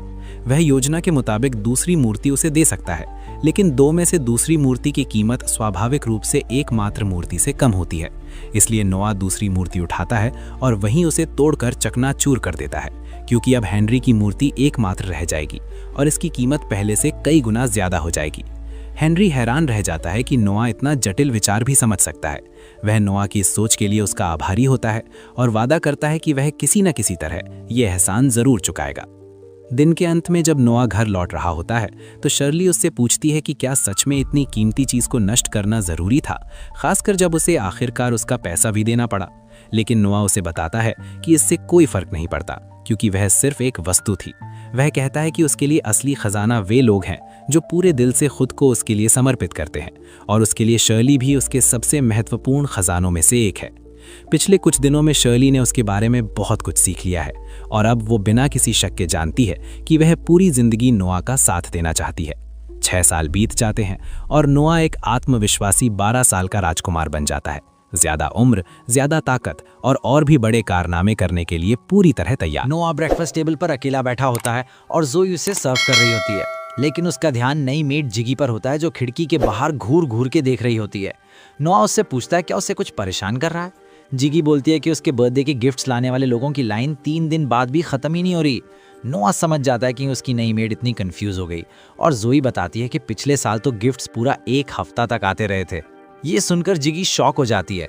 नोआ समझाता है कि वो बस गिफ्ट्स रिसीव करके फ्री नहीं हो सकता, उसे हर गिफ्ट और उसके सेंडर का एक डिटेल्ड लिस्ट बनाना पड़ता है, जो बिल्कुल आसान काम नहीं है। इसीलिए उसने अपनी सबसे ट्रस्टेड मेड एवलिन को ये काम दे रखा है और उसकी वजह से वो आराम से रह पाता है। ब्रेकफास्ट फिनिश करने के बाद नोआ मिनिस्ट्री ऑफ मिलिट्री अफेयर्स के हेडक्वार्टर्स चला जाता है, क्योंकि एम्परर ने पर्सनली उसे वहां काम करने के लिए असाइन किया है। वहां वो मिनिस्टर ऑफ मिलिट्री अफेयर्स के रूम में पहुंचता है, जो और कोई नहीं बल्कि 4th प्रिंस हेनरी है। हेनरी और एक नाइट उसका वेलकम करते हैं। काम की बात शुरू करने से पहले हेनरी बताता है कि उन्हें इंपीरियल ऑर्डर मिला है। नाइट कैप्टन रियाज के कमांड में आर्मी को एम्पायर के सदर्न रीजन में भेजना है, रिबेलियन क्रश करने के लिए। जो बारबेरियंस उनके खिलाफ बगावत कर रहे हैं वो ओवर कॉन्फिडेंट और रूथलेस हैं, इसलिए उन्हें फुल फोर्स से कुचलना होगा। लेकिन एक्शन लेने से पहले हेनरी नोआ की ओपिनियन लेना चाहता है। प्लान नोआ को लॉजिकल लगता है। वो रियाज को देखता है, हेनरी का डायरेक्ट सबऑर्डिनेट और एक एक्सपीरियंस्ड बैटलफील्ड नाइट। नोआ कहता है कि उस पर भरोसा किया जा सकता है, लेकिन पहले वो सिर्फ एक सवाल पूछता है, तुम एक्चुअली कितने सोल्जर्स ले जा रहे हो? नाइट पसीना पसीना होने लगता है और जवाब देने में हिचकिचाता है। हेनरी गुस्सा हो जाता है और तुरंत एक्सप्लेनेशन मांगता है। रियूज जमीन पर गिरकर माफी मांगता है, पर नोआ हेनरी को काम करता है और कहता है कि बात उतनी सीरियस नहीं है। नोआ हेनरी को याद दिलाता है कि जनरल्स को फंडिंग सोल्जर्स की संख्या के हिसाब से मिलती है। कुछ जनरल्स लिस्ट बनाते वक्त मर्चेंट्स और हेल्पर्स को भी सोल्जर दिखा देते हैं ताकि एक्स्ट्रा फंडिंग लेकर पैसा अपनी जेब में डाल सकें। रियूज फिर से माफी मांगता है और हेनरी उसकी लालच पर गुस्सा होता है, लेकिन नोआ दोनों को थोड़ा चिल करने को बोलता है। वो रियूज से कहता है कि आर्मी की हेल्प के लिए एक्स्ट्रा लोग हायर करना उसका हक है और थोड़ा कट लेना भी अलाउड है। हेनरी को भी समझ आता है कि अगर नॉन सोल्जर्स को रजिस्टर करें तो आर्मी का साइज बड़ा दिख सकता है और एनिमीज डर सकते हैं। नोआ की तारीफ करता है, उसने करप्शन पकड़ा भी और उसका पोटेंशियल एडवांटेज भी समझा। लेकिन नोआ कहता है कि इस बार ये ट्रिक यूज नहीं होगी क्योंकि एम्परर ने फ्लॉलेस विक्ट्री का ऑर्डर दिया है, कोई रिस्क नहीं लिया जा सकता। वो रियस से पूछता है कितने नॉन सोल्जर्स रजिस्टर किए। डरते डरते नाइट बोलता है लगभग 2000। नोआ तुरंत ऑर्डर देता है कि उतने ही रियल सोल्जर्स अरेंज करो। रियस मजबूरी में मान जाता है। फिर नोआ मिनिस्ट्री ऑफ फाइनेंस के लिए एक नोट लिखता है और रियस को देता है। उस नोट की वजह से उसे 2000 सोल्जर्स के इक्वल फंडिंग मिसलेनियस एक्सपेंसेस के नाम पर मिलेगी और रियाज पूरा पैसा खुद रख सकता है। नाइट कैप्टन कंफ्यूज हो जाता है कि करप्शन करने के बाद भी उसे पैसा क्यों मिल रहा है। नोआ ठंडे अंदाज में कहता है, इस एक्स्ट्रा पैसे के बदले तुम परफेक्ट विक्ट्री डिलीवर करोगे। हेनरी इंप्रेस हो जाता है। नोआ अपने सबऑर्डिनेट्स को मोटिवेट करने के लिए हर पॉसिबल तरीका यूज करता है। वापस घर जाते वक्त हेनरी अपने छोटे भाई से पूछता है क्या उसने कभी रियल वॉर देखा है। नोआ मना करता है और अपने स्टैट्स देखता है, अभी भी लेवल 1 क्योंकि उसने कभी असली बैटल फाइट नहीं की। एम्पायर में ज्यादातर रॉयल बच्चे छोटी उम्र में मर जाते हैं। ऑफिशियल रीजन हमेशा कोई डिजीज बताया जाता है, लेकिन असल में उन्हें पार के लिए दूसरे रॉयल्स असैसिनेट कर देते हैं। इसीलिए रॉयल चिल्ड्रन बहुत वैल्यूएबल होते हैं और अडल्ट होने से पहले उन्हें वॉर में नहीं भेजा जाता जब तक एम्परर खुद ऑर्डर न दे। हेनरी कहता है नोआ 12 साल का हो चुका है, उसे रियल कॉम्बैट का एक्सपीरियंस लेना चाहिए। नोआ बोलता है एम्परर जैसे ही ऑर्डर देंगे वो तुरंत बैटलफील्ड जाएगा। हेनरी कहता है उसे ज्यादा प्रॉब्लम नहीं होगी क्योंकि उसके पास एक लेजेंडरी मैजिक सॉर्ड है। तभी हेनरी की कैरेज अचानक रुक जाती है। एक लड़की सामने दौड़कर आ जाती है। वो मदद के लिए चिल्लाती है। अंधेरे से और भी बच्चे बाहर निकलते हैं और उनके पीछे कुछ थग्स होते हैं जो उन्हें पकड़कर एप्स्टीन आइलैंड भेजना चाहते हैं। वो लड़कियों को पकड़ने लगते हैं। नोआ बाहर निकलकर उन्हें रोकने का ऑर्डर देता है। थग्स उसे पहचान नहीं पाते और उससे बोलते हैं घर जाकर अपनी माँ का दूध पी। नोआ उनकी बकवास से बिल्कुल इफेक्ट नहीं होता और उनसे उनका रजिस्ट्रेशन नंबर पूछता है क्योंकि एम्पायर में अनरजिस्टर्ड स्लेव ट्रेडिंग इलीगल है।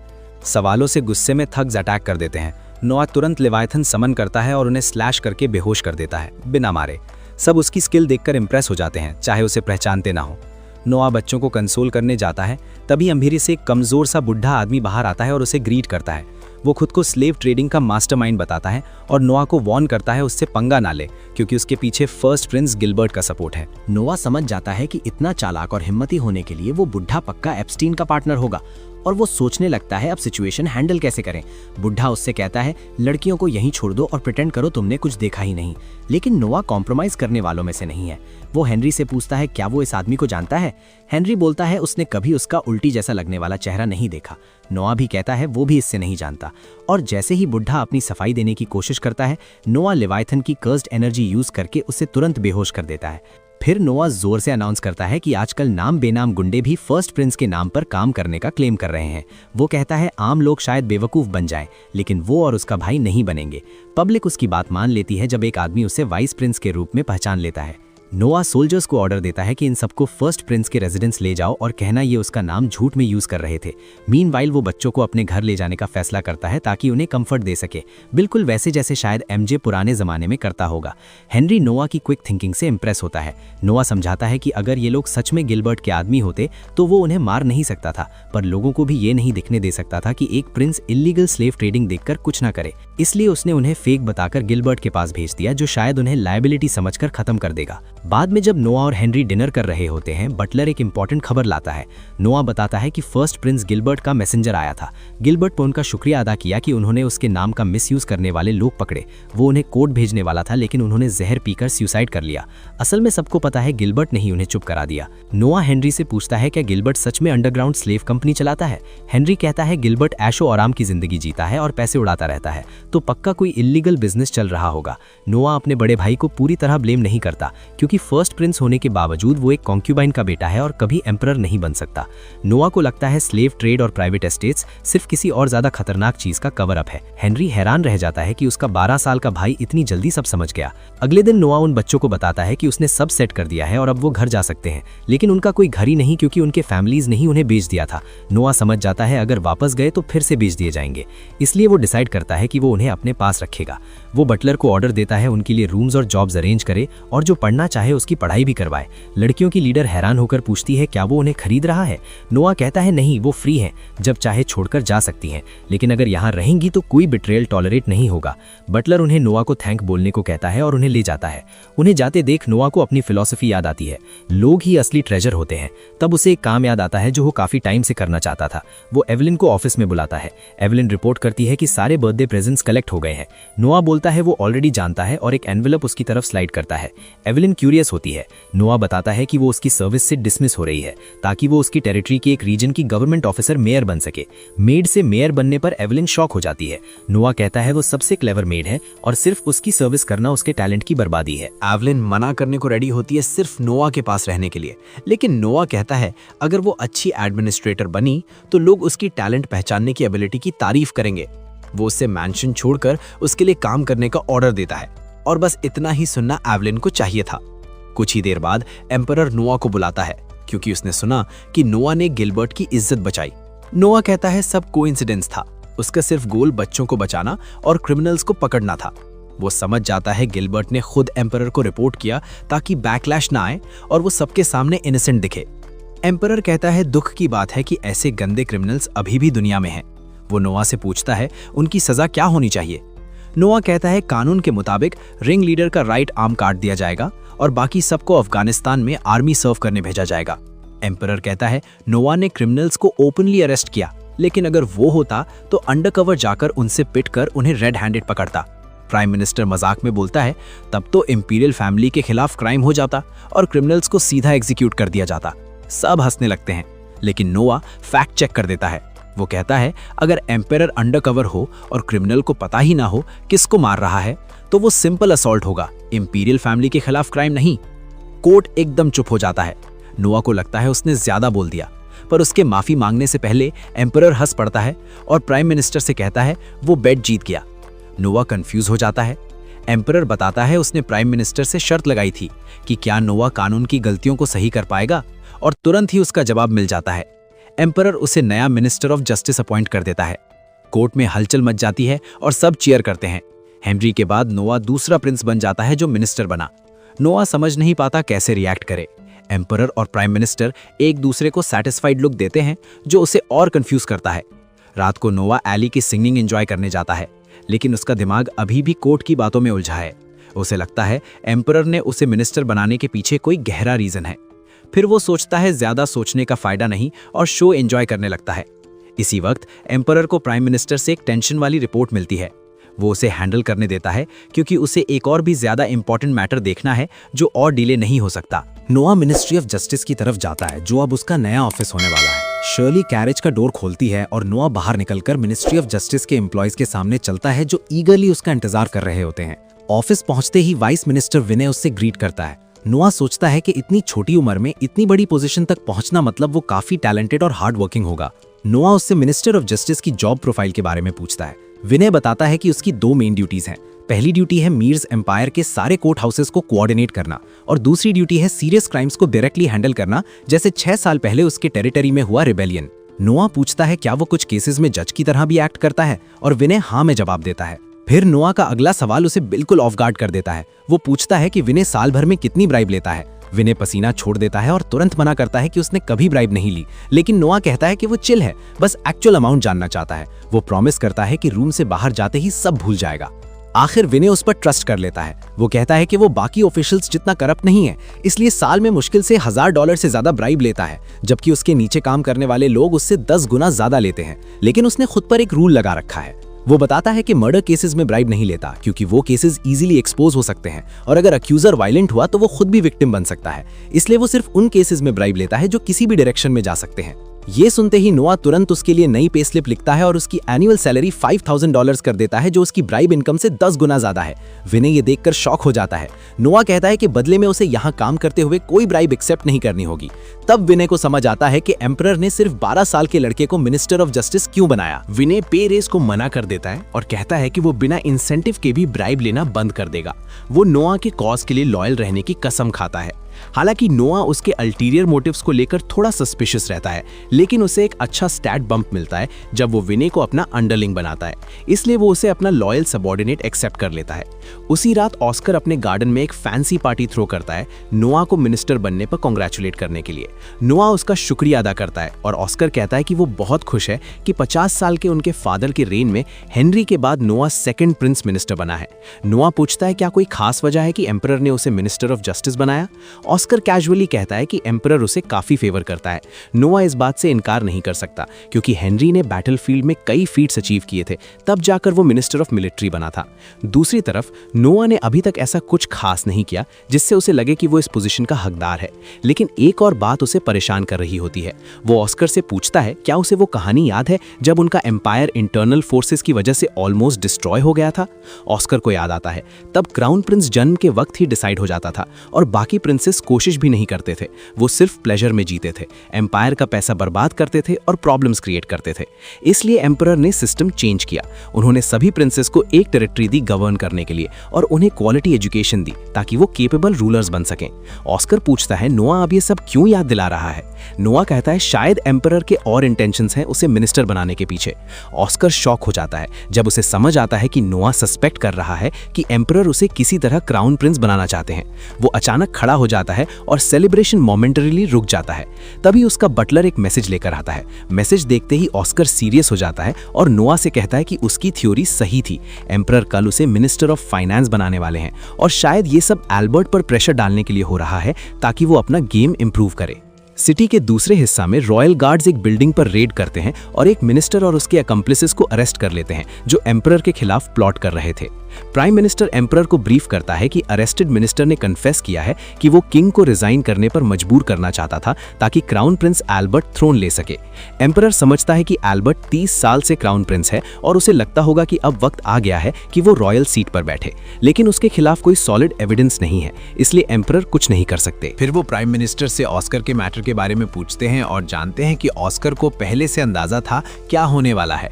एम्परर ये सुनकर हैरान होते हैं, लेकिन जैसे ही उन्हें पता चलता है कि नोवा उसके साथ था, वो तुरंत सब क्रेडिट सबसे छोटे प्रिंस को दे देते हैं। वो कहते हैं कि उनके बड़े बेटे गिलबर्ट और एल्बर्ट देश चलाने के लिए काफ़ी केपेबल नहीं है। उनकी उम्मीद हेनरी, ऑस्कर और नोवा पर ही टिकी है। उन्हें कोई भी थ्रोन ले, बस वो उनके ट्रायल्स पास कर ले। अगले दिन नोवा को कॉन्स्पिरेसी के बारे में रिपोर्ट मिलती है और उसे इस केस का जज बनना है। वाइने पूछता है कि क्या करना चाहिए। नोवा हेजिटेट करता है क्योंकि सब कुछ एल्बर्ट की तरफ पॉइंट कर रहा है, लेकिन कोई रियल एविडेंस नहीं है। किसी को नहीं पता कि इंपीरियल फैमिली के मेंबर्स के लिए लाइट सेंटेंसेस का प्रोविजन होता है, लेकिन अगर वो एम्परर को ओवरथ्रो करने की कोशिश करें तो उन्हें आधा काटकर एग्जीक्यूट किया जाता है। लेकिन अगर क्राउन प्रिंस को एम्परर के खिलाफ बगावत के लिए एग्जीक्यूट कर दिया जाता तो पूरा एम्पायर हिल जाता, और सब जानते हैं कि उनके फादर ये नहीं चाहेंगे। नोवा समझ सकता है कि एम्परर नहीं चाहते कि एल्बर्ट का नाम केस में आए, लेकिन अगर और इंटरोगेशन हुई तो कोई ना कोई स्निच करके उसका नाम रिवील कर सकता है। ये सब ध्यान में रखते हुए नोवा अपना जजमेंट डिसाइड करता है और सीधा एम्परर के ऑफिस पहुंचकर वर्डिक्ट बताता है। वो कहता है कि कॉन्स्पिरेसी में शामिल सब लोगों को तुरंत एग्जीक्यूट किया जाएगा। एम्परर इस डिसीजन से खुश हो जाते हैं। नोवा जानता है कि नॉर्मली क्रिमिनल्स को एनुअल एग्जीक्यूशन डे पर मारा जाता है, लेकिन मिनिस्टर ऑफ जस्टिस होने के नाते वो प्रोसेस को फास्ट ट्रैक कर सकता है ताकि एल्बर्ट का नाम सामने ना आए। एम्परर ये सुनकर और भी खुश होते हैं और तुरंत अपने सर्वेंट को ऑर्डर देते हैं कि नोवा की एनुअल सैलरी में $1000 और ऐड कर दिया जाए। वो पर्सनली उसकी बैक पैट करते हैं और कहते हैं कि ऐसे ही एक्सेप्शनल काम करता रहे। इससे नोवा और श्योर हो जाता है कि ये सब एल्बर्ट के बारे में ही था। इसके बाद नोआ वापस मिनिस्ट्री ऑफ जस्टिस लौट रहा होता है। तब शर्ली दौड़ते हुए आती है और इमरजेंसी के बारे में बताती है। मिनिस्ट्री के बाहर के नाइट्स बुरी तरह इंजर्ड पड़े होते हैं और उनमें से एक मर चुका होता है। दूसरा नाइट बताता है कि इंट्रूडर्स अभी भी अंदर हैं। नोआ शर्ली को कहता है कि हेनरी से बैकअप मांगे, लेकिन फिर उसे लगता है कि अटैक का टाइमिंग काफ़ी सस है। वो प्लान चेंज करता है और शर्ली को कहता है कि अपने एलाइज को गैदर करे और मिनिस्ट्री को बैरिकेड करे, किसी को भी अंदर या बाहर जाने ना दिया जाए, सिर्फ उसे छोड़कर। वो लेवायथन निकालता है और बिल्डिंग के अंदर घुसता है। अंदर और भी मरे हुए सोल्जर्स और डरे हुए ऑफिशियल्स मिलते हैं। नोआ सबको चुप रहने को कहता है और जल्दी ही एक इंट्रूडर को पकड़ लेता है जो एक ऑफिशियल को स्टैब कर रहा होता है। नोआ तुरंत उस पर चार्ज करता है और उसे गिरा देता है। अटैकर पॉइजन खाकर खुद को मारने की कोशिश करता है, लेकिन नोआ अपने रिंग शील्ड से उसे रोक लेता है। तभी 3 और इंट्रूडर्स आ जाते हैं और नोआ पर अटैक कर देते हैं, लेकिन अपनी जीनियस स्वॉर्ड स्किल से नोआ उन्हें तुरंत खत्म कर देता है और उन्हें पॉइजन लेने से भी रोक लेता है। थोड़ी देर बाद विनय भागते हुए आता है और हैरान हो जाता है देखकर कि नोआ ने सबको अकेला ही हरा दिया। लेकिन नोआ कैजुअलिटीज के बारे में पूछता है। विनय बताता है कि गार्ड्स के अलावा जो रेबल्स कल पकड़े गए थे वो सब मर चुके हैं। नोआ तुरंत समझ जाता है कि ये असासिन्स एल्बर्ट ने भेजे थे ताकि अपने लूज एंड्स बंद कर सके। अचानक नोआ लेवायथन से खुद को काट लेता है, जिससे विनय शॉक हो जाता है। लेकिन नोआ कहता है कि ये असासिन्स ने किया और पूछता है कि एक प्रिंस को सिवियरली इंजर करने की सजा क्या होती है। विनय कहता है कि अटैकर्स को तुरंत एग्जीक्यूट किया जाता है। नोआ उसे ऑर्डर देता है कि वही करें। ट्रीटमेंट लेने के बाद विनय लौटकर बताता है कि एग्जीक्यूशन कंप्लीट हो चुकी है। नोआ खुश होता है कि उसने असासिन्स को अरेस्ट होकर एल्बर्ट का नाम लेने से पहले ही खत्म कर दिया। वो केयरलेस क्राउन प्रिंस को कोसता है। अगले दिन उसे एम्परर बुलाते हैं और पूछते हैं कि वो कैसा फील कर रहा है। नोआ कहता है कि अब बेटर है। फिर एम्परर पूछते हैं क्या असासिन्स इतने स्किल्ड थे कि उसे वूंड कर सके। नोआ जानता था ये सवाल आएगा क्योंकि एम्परर का इंटेलिजेंस नेटवर्क सब बता देता है। वो डिप्लोमेटिक तरीके से कहता है कि माइंडसेट स्किल सेट से ज़्यादा इंपॉर्टेंट होता है और ये बात सिर्फ एक किंग ही समझ सकता है क्योंकि वो दोनों सेम फ्रीक्वेंसी पर वाइब करते हैं। एम्परर उसकी तारीफ करते हैं और कहते हैं काश उनके सब बेटे उस जैसे होते। फिर वो नोआ को वॉक पर ले जाते हैं और बताते हैं कि 10 में से 9 एम्परर्स जिन्हें ग्रेट रूलर कहा गया उनका एंड एम्बैरेसिंग था। नोआ समझ जाता है कि वो खुद को उन ग्रेट रूलर्स में काउंट कर रहे हैं, जो बिल्कुल सही है। अगर एल्बर्ट की कॉन्स्पिरेसी सक्सेसफुल हो जाती तो वो एक बेकार बुढ़े आदमी की तरह इंसल्ट होते जो अपने बेटों को कंट्रोल नहीं कर पाया। नोआ ये भी समझता है कि एम्परर एल्बर्ट को पनिश नहीं कर रहे क्योंकि ऐसा करने से उनकी रेपुटेशन खराब होगी, एक ऐसे एम्परर की तरह जो अपने क्राउन प्रिंस को छोड़ देता है। तब नोआ के दिमाग में एक आइडिया आता है। वो एम्परर से एक फेवर मांगता है। कहता है कि हेनरी, ऑस्कर और उसे मिनिस्टर्स बनाया गया है, जो एम्पायर की हिस्ट्री में एक नई बात है। कुछ लोग इस सिस्टम में फॉल्ट निकाल सकते हैं, इसलिए उन्हें कोई अपॉइंट करना चाहिए जो उन्हें सुपरवाइज करे।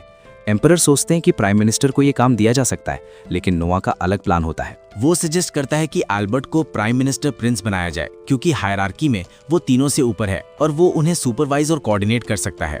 एम्परर गुस्से में आ जाते हैं और नोआ को कहते हैं घर जाकर अपने वुंड्स हील करे, लेकिन नोआ याद दिलाता है कि कोई भी समझ सकता है कि 30 साल तक क्राउन प्रिंस रहकर एल्बर्ट इम्पेशेंट हो गया है, उसे बस थोड़ा सा और चाहिए सेटिस्फाई होने के लिए। नोआ चाहता है कि एम्परर उसे अपना प्रॉक्सी बना दे, लेकिन फाइनल डिसीजन खुद के पास रखें। एम्परर कहते हैं कि इससे एल्बर्ट को बहुत ज्यादा पावर मिल जाएगी और वो इंपॉर्टेंट मैटर्स को ब्लॉक कर सकता है। नोआ सोल्यूशन देता है। अगर तीनों मिनिस्टर प्रिंसेस को लगे कि एल्बर्ट ने गलती की है तो वो डायरेक्टली एम्परर को अपील कर सकते हैं। इस तरह एल्बर्ट के पास रियल पावर नहीं होगी, लेकिन टाइटल से वो इंपॉर्टेंट फील करेगा। एम्परर इस जीनियस आइडिया से इंप्रेस हो जाते हैं और सिस्टम इंप्लीमेंट करने को रेडी हो जाते हैं। वो नोआ के बाल हिलाकर कहते हैं काश वो पहले पैदा होता। नोआ भी समझता है कि उसके फादर एक वाइज रूलर हैं और जितना लंबा उनका रेंज चलेगा उतना ही सिटीजन्स खुश रहेंगे। एम्परर डिक्लेयर करते हैं कि नोआ इस आइडिया के लिए रिवॉर्ड डिजर्व करता है और पैसे से ज्यादा वैल्यूएबल कुछ देना चाहते हैं। वो उसे ट्रेजरी रूम ले जाते हैं जो प्राइसलेस आइटम से भरा हुआ है। उन्हें याद आता है कि पहले नोआ ने ट्रेजरी से शील्ड रिंग पिक की थी और इस बार भी एक आइटम चूज करने को कहते हैं। नोआ तुरंत लेवाइथन को रडार की तरह यूज करता है और एक छोटा सा बॉक्स ढूंढ लेता है। एम्परर सरप्राइज हो जाते हैं। जैसे ही नोआ बॉक्स खोलता है, एक ब्लेजिंग फायर टोर्नाडो उसे घेर लेता है और यहीं पर वीडियो एंड होती है। लाइक और सब्सक्राइब करना मत भूलना। Thanks for watching. मिलते हैं नेक्स्ट वीडियो में।